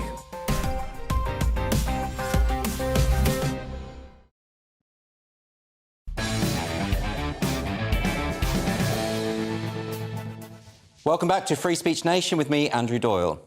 Richie Herron is now considering suing the NHS over allegations that he was pressured as an adult into surgery. Richie no longer identifies as a trans woman and he firmly believes that the clinics need to be more thorough in their assessments before encouraging life-changing operations. Keira Bell was born female and transitioned aged just 16. She was prescribed puberty-blocking drugs but regretted the decision 6 years later following a double mastectomy. In 2020, she took Tavistock's gender identity service to the High Court and won. The controversial clinic has now been shut down. Both Richie Herron and Kira Bell join me now. Thank you both ever so much for joining me. Kira, I want to come to you first about this. Can you give us just a brief background to what happened to you when you were 15 years old and you decided to make this journey into transitioning? Yeah, so I was dealing with a lot of issues at the time regarding my sexuality and just general mental health, really. Yeah, just struggling with my place in the world. And I went to the GP and I was referred to a local mental health service. And I was shortly then passed on to the Tavistock. Yeah, it wasn't long. It was about 4 appointments before I was referred for puberty blockers, and it basically just snowballed from there. And you were dealing with various things. I mean, you were where you've described yourself as a tomboy, and you were struggling with your being gay as well at the same time. Why was it that the Tavistock didn't explore these other aspects of what might be going on there, rather than assuming that there was a gender issue? Well, that's a good question. I mean, it was very obvious that there's I mean, I'm not sure at the extent of the political influence at the time, but it was definitely beginning to happen. And you know, once I, as the patient there, kind of declared myself as trans, that was pretty much it. And there wasn't any further discussion, because whatever the kid says, that's supposed to be the truth, and no debate, basically. So. Yeah, this is what they've described as gender affirmative a process, where they simply affirm the statement that's made by the child in question. And Richie Herron, can I bring you in now, because you were older, weren't you, when you started your transitioning? Can you tell us a bit about that? Hi, Andrew. Thank you. Yeah, I was 25 when I started the process and 26 when I medically transitioned, and I had the surgery 2 days before my 31st birthday. So I was a fully developed adult, fully developed brain, as they say, but I had all the vulnerabilities that Kira had too. I was gay, I had severe OCD, obsessive compulsive disorder, severe depression. I had a history of bullying at school. I had an internet addiction too, and a variety of mental health issues, which were kind of treated separately. It was like, you can be a trans person and have these mental health issues, not that you have these mental health issues, which is why you are transitioning. And that clarity for me came too late, which was after surgery, which is a very, very, you know, it grounds you in reality. You know, you can't escape the things that you have to deal with every day. For me, I've got urinary issues, going to the toilet, and general pain. I've wrote extensively about this online, and it wasn't just that the surgery had led to these things, but I'd refused it multiple times. And people don't understand when you're not very well in yourself anyway, and you've got not one, but multiple medical professionals not just telling you that this is the route, this is the best thing for you, this is the best pathway, and you really do eventually start to believe it, even though the reality was very, very simple. It wasn't very complex. I was gay, and I hated being gay. Can I ask you about this, Richie? Kira has mentioned just 4 appointments with the Tavistock, and that was all it took. In your case, how many appointments, how much discussion was there before this process began? Originally, because of the Wait for the Gender clinic, which I eventually did get enrolled in, I got a full private diagnosis by an NHS GP privately under 2 sessions in 2 days. And I got the full diagnosis for transsexualism, which was later referenced for surgery. So it was really, at that moment, it was decided for me, and there was no question about it. I mean, this is remarkably quick. Kira, can I ask you about that? Because in both of your cases, I mean, Richie's talking about struggling with being a gay man. You yourself were struggling with being a gay woman. And there have been whistleblowers at the Tavistock that have said the same thing, that actually sometimes parents are struggling with the idea of having a gay child. To what extent is there a kind of anti-gay or possibly even homophobic element to this situation? I think it's pretty ingrained in the whole situation, really, across the globe. I mean, society in general is uncomfortable with it, and I think this is unfortunately considered a solution to an extent. Transitioning children is considered a better way to live, but evidently it's really a really bad way to go. Can I ask you, Kira, how much information did the specialists give you when it comes to... I mean, some of this surgery is so invasive and so irreversible. You had a double mastectomy. Richie had surgery on his genitals. This kind of stuff that cannot be undone, you know? And how much how much information was given you in advance of what you would be going through? Nothing besides very basic side effects, such as, in my case, facial hair and a deepening voice, for example. I wasn't told about any of the real issues that would come later down the line. They were pretty much content with me saying that I'd done a bit of research online and wanted to proceed, and they were pretty much happy with that. Richie, this whole situation strikes me as very odd, because when, you know, the fact that in both of your cases, this diagnosis appears to have been rushed through without other avenues necessarily being explored. But activists will say that if doctors do explore those attitudes, consider, for instance, that you might be struggling with your homosexuality or some other depression or some other anxiety, that is branded trans conversion therapy. What do you make of that?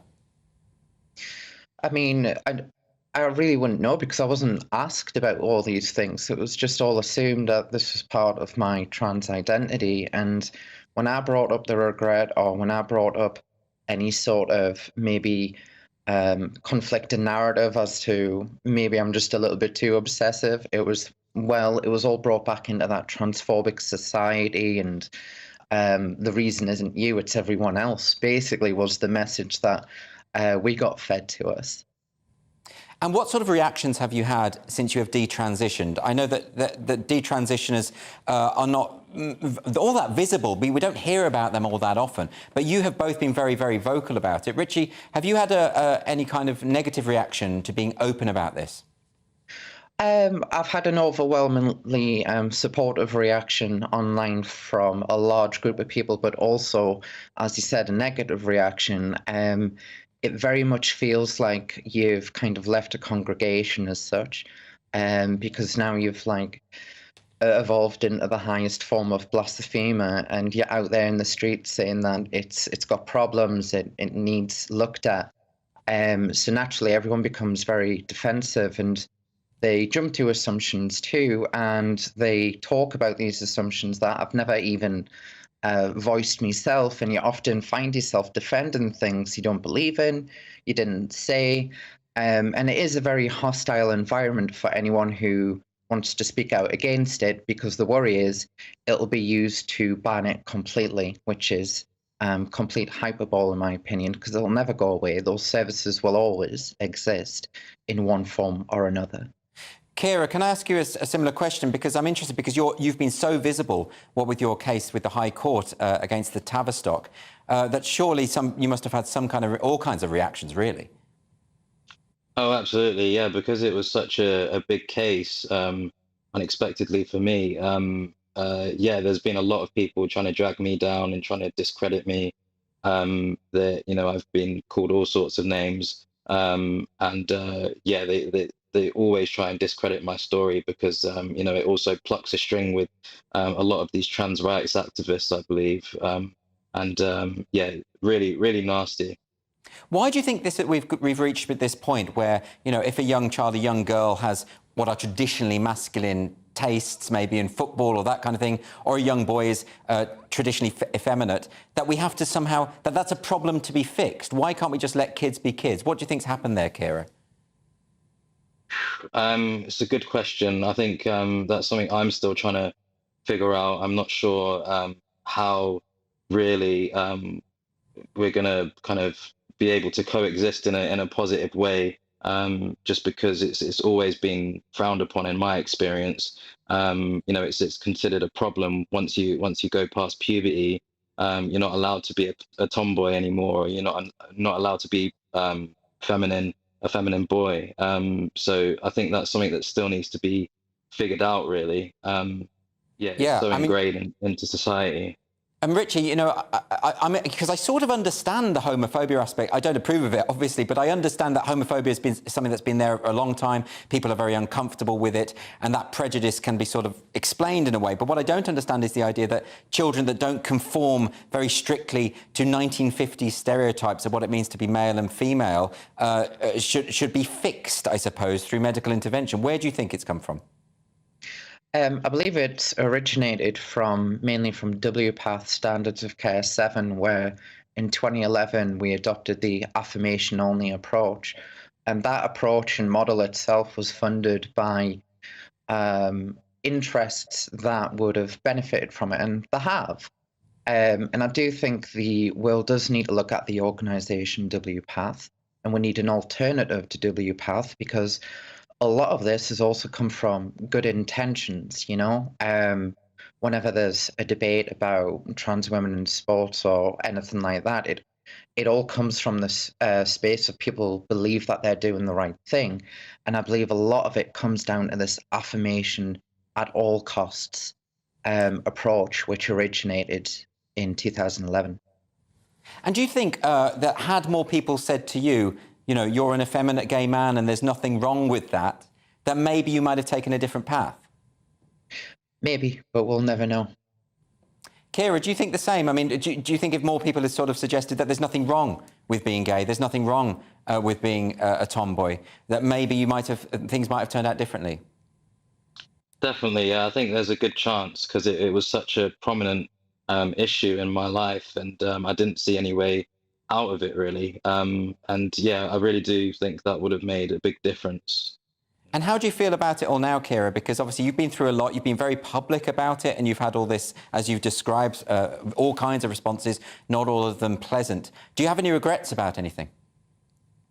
No, not at all. No, I have no regrets. It's you know, it's of course very exhausting to have to kind of repeat my story, and in the face of all the horrible kind of comments that I received. So it's difficult, but I think of course it was worth it to share my story and take the case on. So I'm very happy that I did that. Is part of the problem that a lot of people, when they listen to the stories that you're describing, they sort of just can't really believe it's happening? The idea that there would be an NHS clinic that would step in and effectively try and fix gay kids. At the Tavistock, there was that dark joke that among the staff that soon there would be no gay people left. You know, when we hear those sorts of things, it's difficult to believe them. But how prevalent is this, Richie? I think the numbers speak for themselves. I think it was, an 8,000% increase in referrals over the last several years for young boys and girls to these clinics. But I do believe we are kind of approaching the other side of that. And I believe if we look at the numbers in the next few years, you'll see a drastic decrease, which I believe is happening as the trend is, I believe, coming to its life cycle end. Which is Can I ask you about detransitioning, though? To what people often say to me, well, there aren't many detransitioners. There aren't many people who regret the surgery they went through. What do you make of that? I obviously think that is not true. I speak to a lot of detransitioners. I can speak quite well for the male side, which is largely underrepresented because there's different dynamics at play, especially when I speak out publicly. And I also believe that a lot of males, especially because of the way males are socialized generally, tend to go off and do their own thing and just go off and live the life. And that is a real healthy detransition, which is to separate yourself from the identity politics and just go back to your life, go back to normality, and go back to the things that are healthy and good for you. And Kira, in the early days of the Tavistock, it was mostly boys. There weren't many, but there were mostly boys who were coming in, struggling with their gender identity. But now it seems that predominantly this is affecting teenage girls. Why do you think this might be? I believe it's been kind of viewed as an easy way out of just the struggles of female puberty. I believe that's a big one. Girls are becoming more and more kind of aware of being objectified and different issues like that, and so transition is kind of seen as a way to evade all of that. And it can be very awkward growing up as a girl and a boy, I'm sure. But I can only speak to my experience, and I know that I definitely kind of jumped to any chance of evading the issues that I was going through as a result of puberty. Well, I really appreciate both of you telling your stories, because this is obviously a very sensitive subject, and thank you very much for speaking out and being on the show with me tonight, Ciara and Richie. Thanks a lot. In a statement, the Cumbria, Northumberland, Tyne and Wear NHS Foundation Trust said it could not comment on an individual, but it added, quote, care plans are collaborative and tailored to each patient's needs and goals, and treatment decisions are made following a thorough assessment in line with national recommendations. After the break on Free Speech Nation, could cold, hard cash win the battle for free speech in the nation's universities? See you in 3.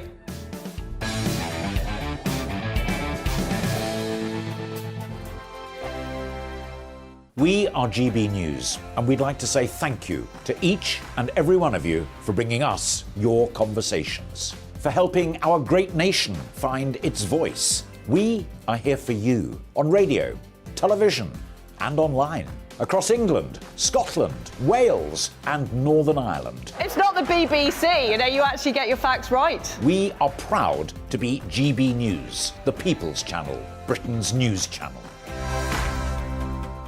Hi there, it's Stephen and Anne.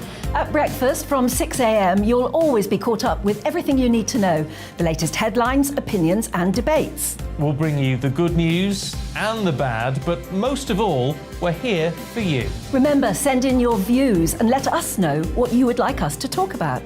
That's because we're your news channel. And every morning at 6 a.m, it's breakfast on GB News.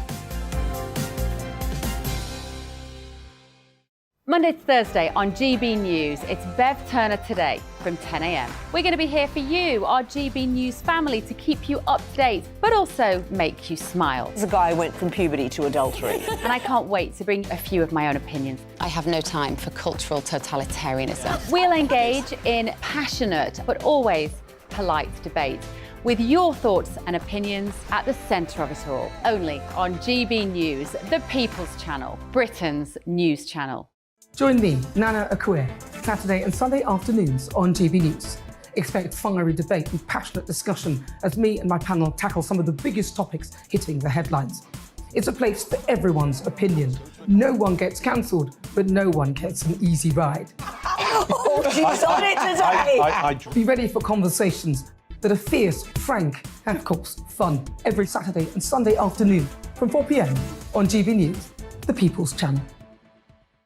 Join my show Farage, 7 p.m. till 8 p.m. Monday through Thursday, and there you will get opinion, analysis, debate, and I'll cover stories that nobody else dares to touch. You've been cancelled. Join the club. Oh my goodness me! And then for the last 15 minutes, talking pints. We're over a drink. We have a civilised conversation with someone. We very often disagree, but we do it in a grown-up way. Come and join me on Farage.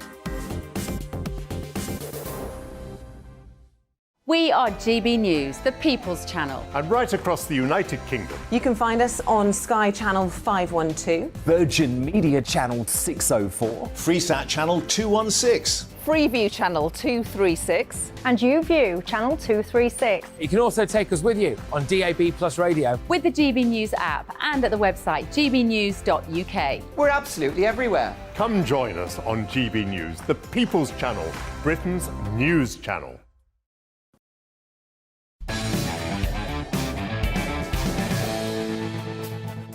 Welcome back to Free Speech Nation with me, Andrew Doyle.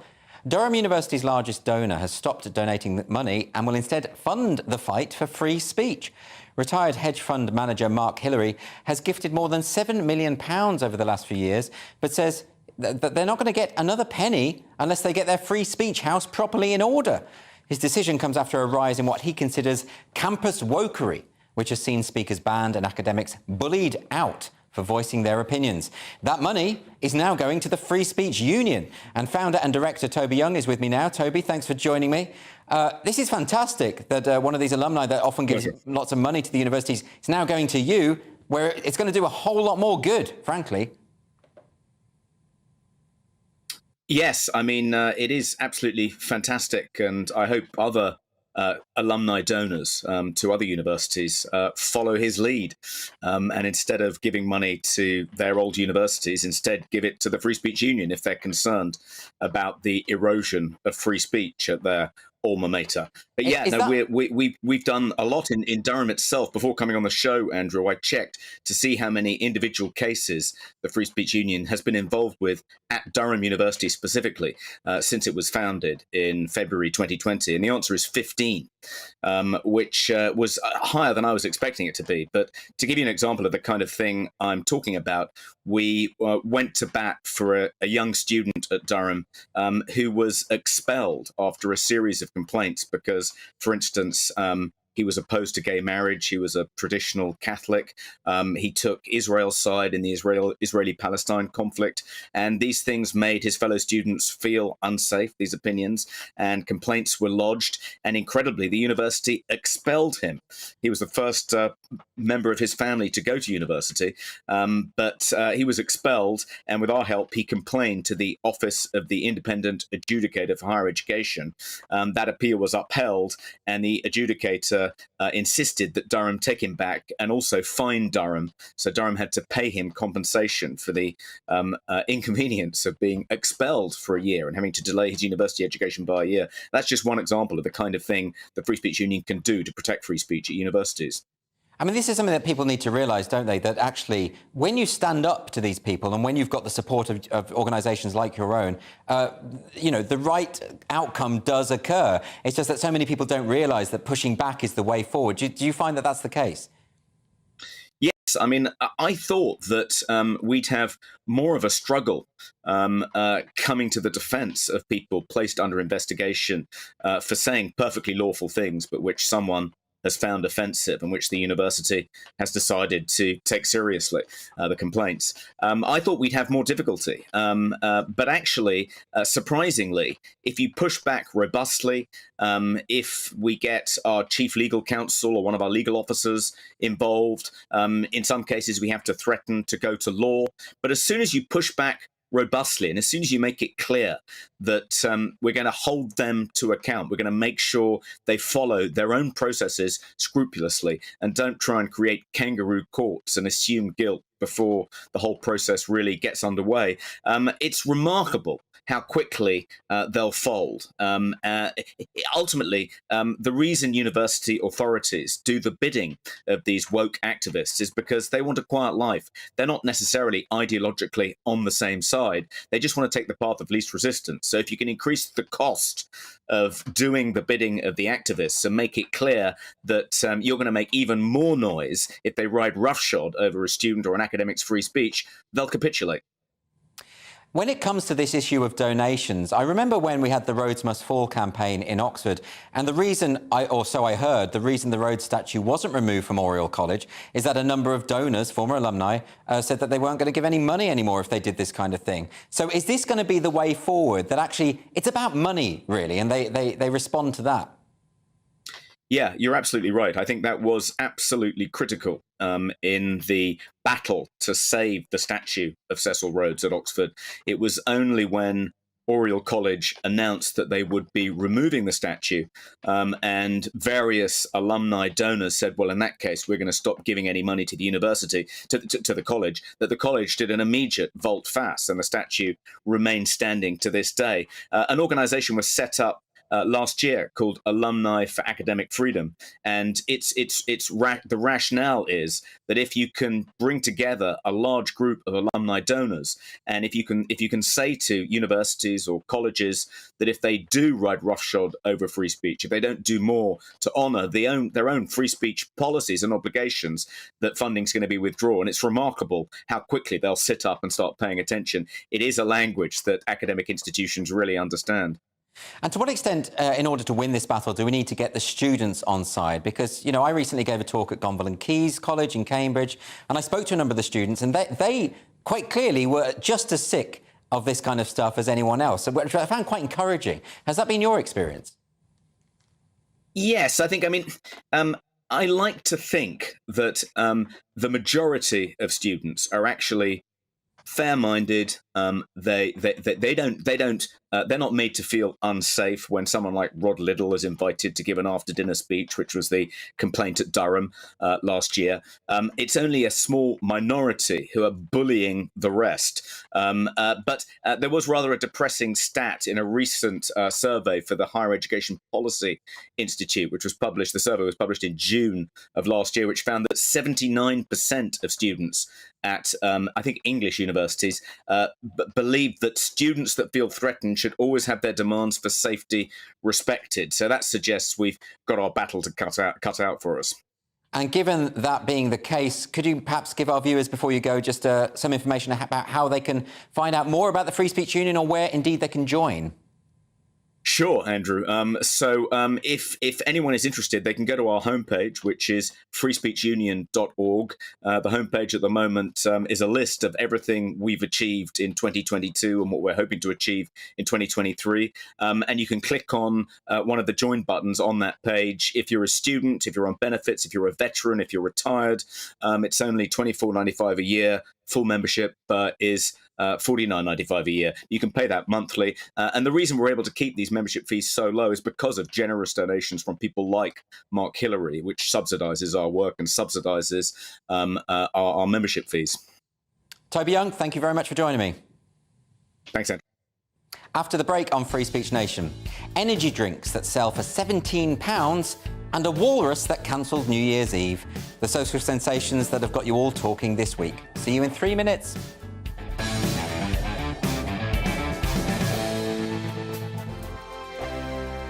Monday to Thursday nights on GB News. At 6, it's Dubes & Co. 7 o'clock, Farage. At 8, join Mark Stein. And at 9, Dan Wootton Tonight, followed by Headliners. On TV, radio and online. This is GB News.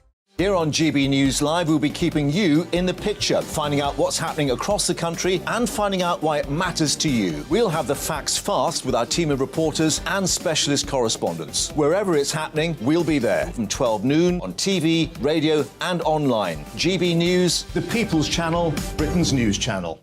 Hello, I'm Michelle Dewberry, and you can join me every weekday 6 till 7 on Dubes & Kerr. Me and my panel will get stuck right into the day's events, and I can tell you, in fact, I can warn you, expect some robust debates, some strong opinions and perspectives from both sides of the fence. It's about you at home as well. I love to read out all of your comments, or at least as many as I can. So join me, Michelle Dewberry, Monday to Friday, 6 till 7 on Dubes & Kerr. We are GB News, the People's Channel. Why not take us home with you by visiting the GB News shop at gbnews.store. You'll find all the official merchandise, a really good present actually for yourself, your friends or your family. We ship across the UK mainland at no extra cost. GB News, the People's Channel. I'm Mark White. As GB News Home and Security Editor, I cover those key issues that are so important to you. Our authorities, our communities doing all they can to combat violent crime. With the public services under unbearable strain, why are we still failing to control our borders? Defence, the first priority of any government, has been continually hollowed out. Can we trust our politicians to protect the armed forces? Join me, Mark White, on GB News. We are GB News, right across the nation. You can get us on television, on radio, on digital. We're absolutely everywhere. Amazing! You see, amazing! You remind me of me in the European Parliament. But here's the most important bit. We are not part of the mainstream establishment. We think and speak just like you do. We are the People's Channel. Magnificent. That's really, really thoughtful. Come and join us on GB News, the People's News Channel.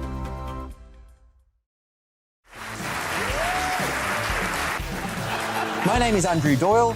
Join me every Sunday evening at 7 p.m. for Free Speech Nation.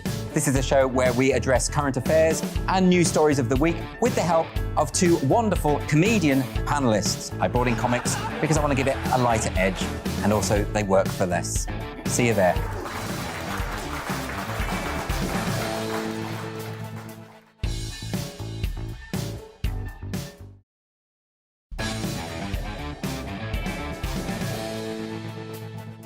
Welcome back to Free Speech Nation. So every week we dedicate this part of the show to the world of social media and what has gone viral or whatever has caught our eye. So we're going to start with this one. An Arctic walrus was spotted having a rest at a harbour in Scarborough. Let's have a look.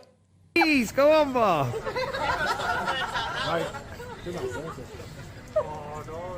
What's it?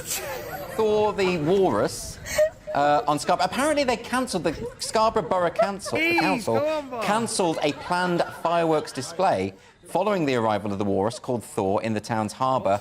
He was spotted on the Hampshire coastline earlier last month. This is a weird one, isn't it, Leo? Walruses don't... I don't know much about walruses, but do they just sort of turn up and... Well, I've always seen them on nature documentaries on ice and things like that. But is this something to do with climate change? Because I noticed he's called Thaw. Right. And that is apparently, if you listen to Greta Thunberg, that is what is happening to Arctic ice. It's thawing. Yes, OK. Little joke. Is the walrus dangerous as a creature? Because if it's just lying there on Scarborough, like, if people go up to it, will it attack them? I don't know anything about them. You know what? Anybody lying on the beach doing that is dangerous if you go up to them. Well, I wouldn't go near. I wouldn't go near a walrus. I've been to the nudist beach at Brighton. Even those guys can be dangerous. OK. Well, look, next up we've got Prime energy drink. Never heard of that? Well, Gen Z can't get enough of it. I've never heard of this, but apparently it's very, very popular. And some bottles cost £17. However, Aldi had a sale, and look what happened. Tell you what to do, go to slot of option and it'll be no time, shall I?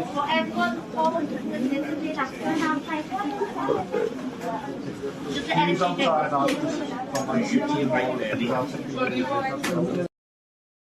I really don't understand the appeal of these energy drinks and why do people go mad for them? £17? Yeah, £17 as well. I mean, unless it's got cocaine in it. I mean, that's just ridiculous. Yeah. Just have a cup of coffee. And I don't know. I just see... I look at those people. Yes. And when I say those people, I mean that in a very othering way. And I mean that in a... discrimination. Because they are plebs. And they are the exact same people who'll be complaining about Tory cuts and how they've got to use a food bank. It's like, you got to use a food bank because you just spent 42 quid on stupid energy drinks.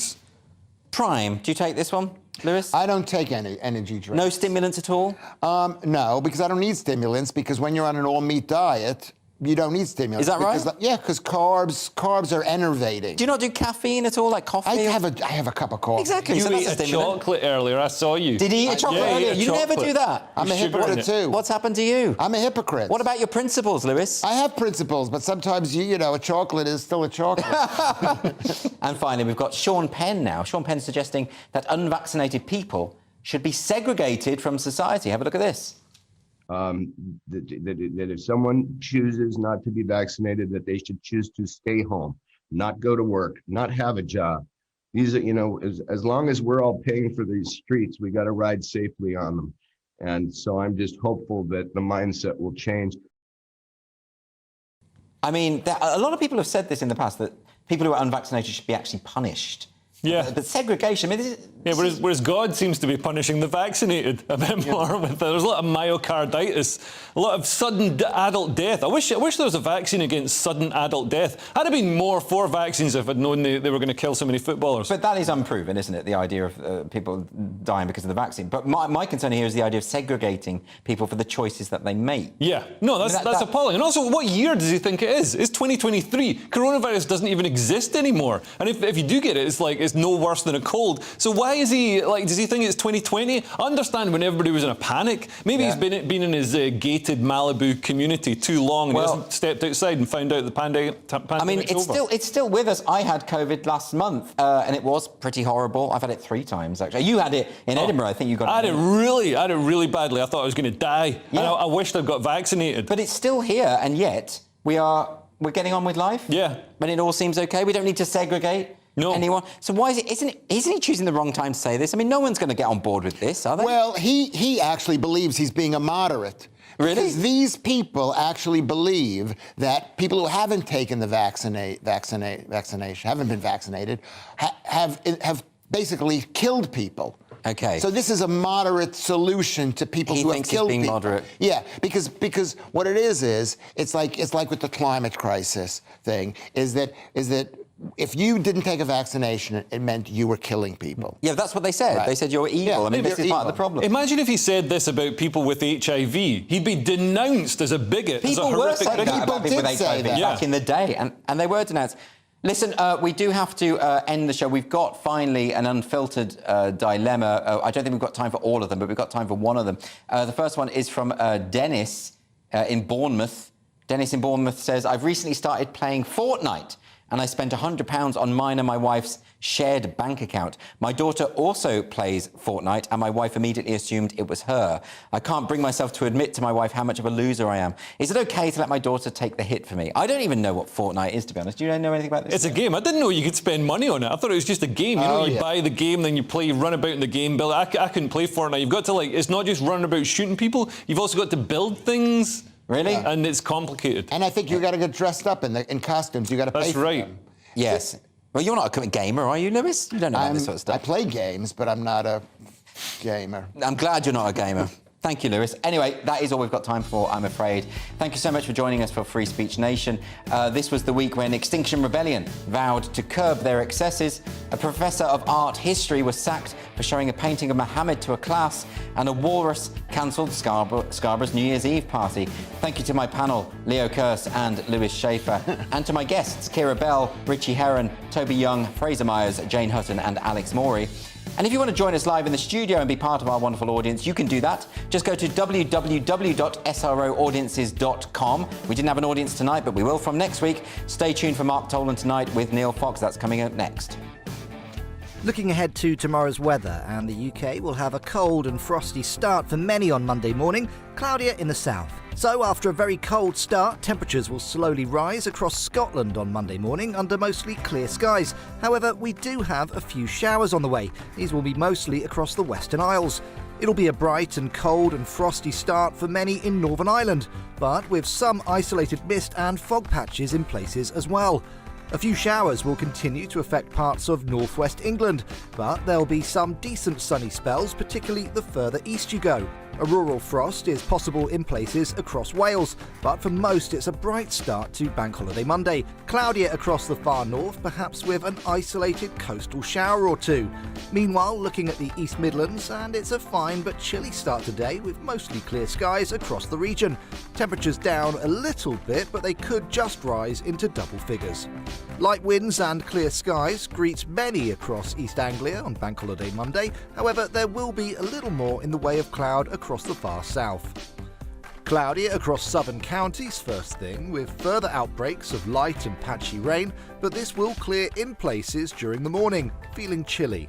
The rain and cloud across the south will clear, with most places enjoying a dry and bright day, feeling cold in places. That's how the weather is shaping up during tomorrow morning. Hello, I'm Simon Evans. Join me on GB News for Headliners at 11 p.m, where I'll be joined by two of the country's top comedians as we take a look at tomorrow's newspapers tonight. If it's a big story, we'll be covering it, I guarantee, but we'll also have some fun along the way. That's GB News Headliners at 11 p.m. We won't put you to sleep, unlike some of the other paper review shows out there. So join us, 11 p.m, 7 nights a week.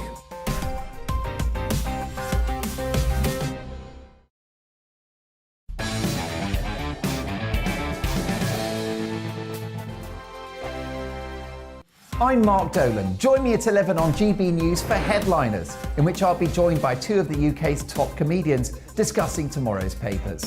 If it's an important story, we'll cover it, but we'll have some fun along the way.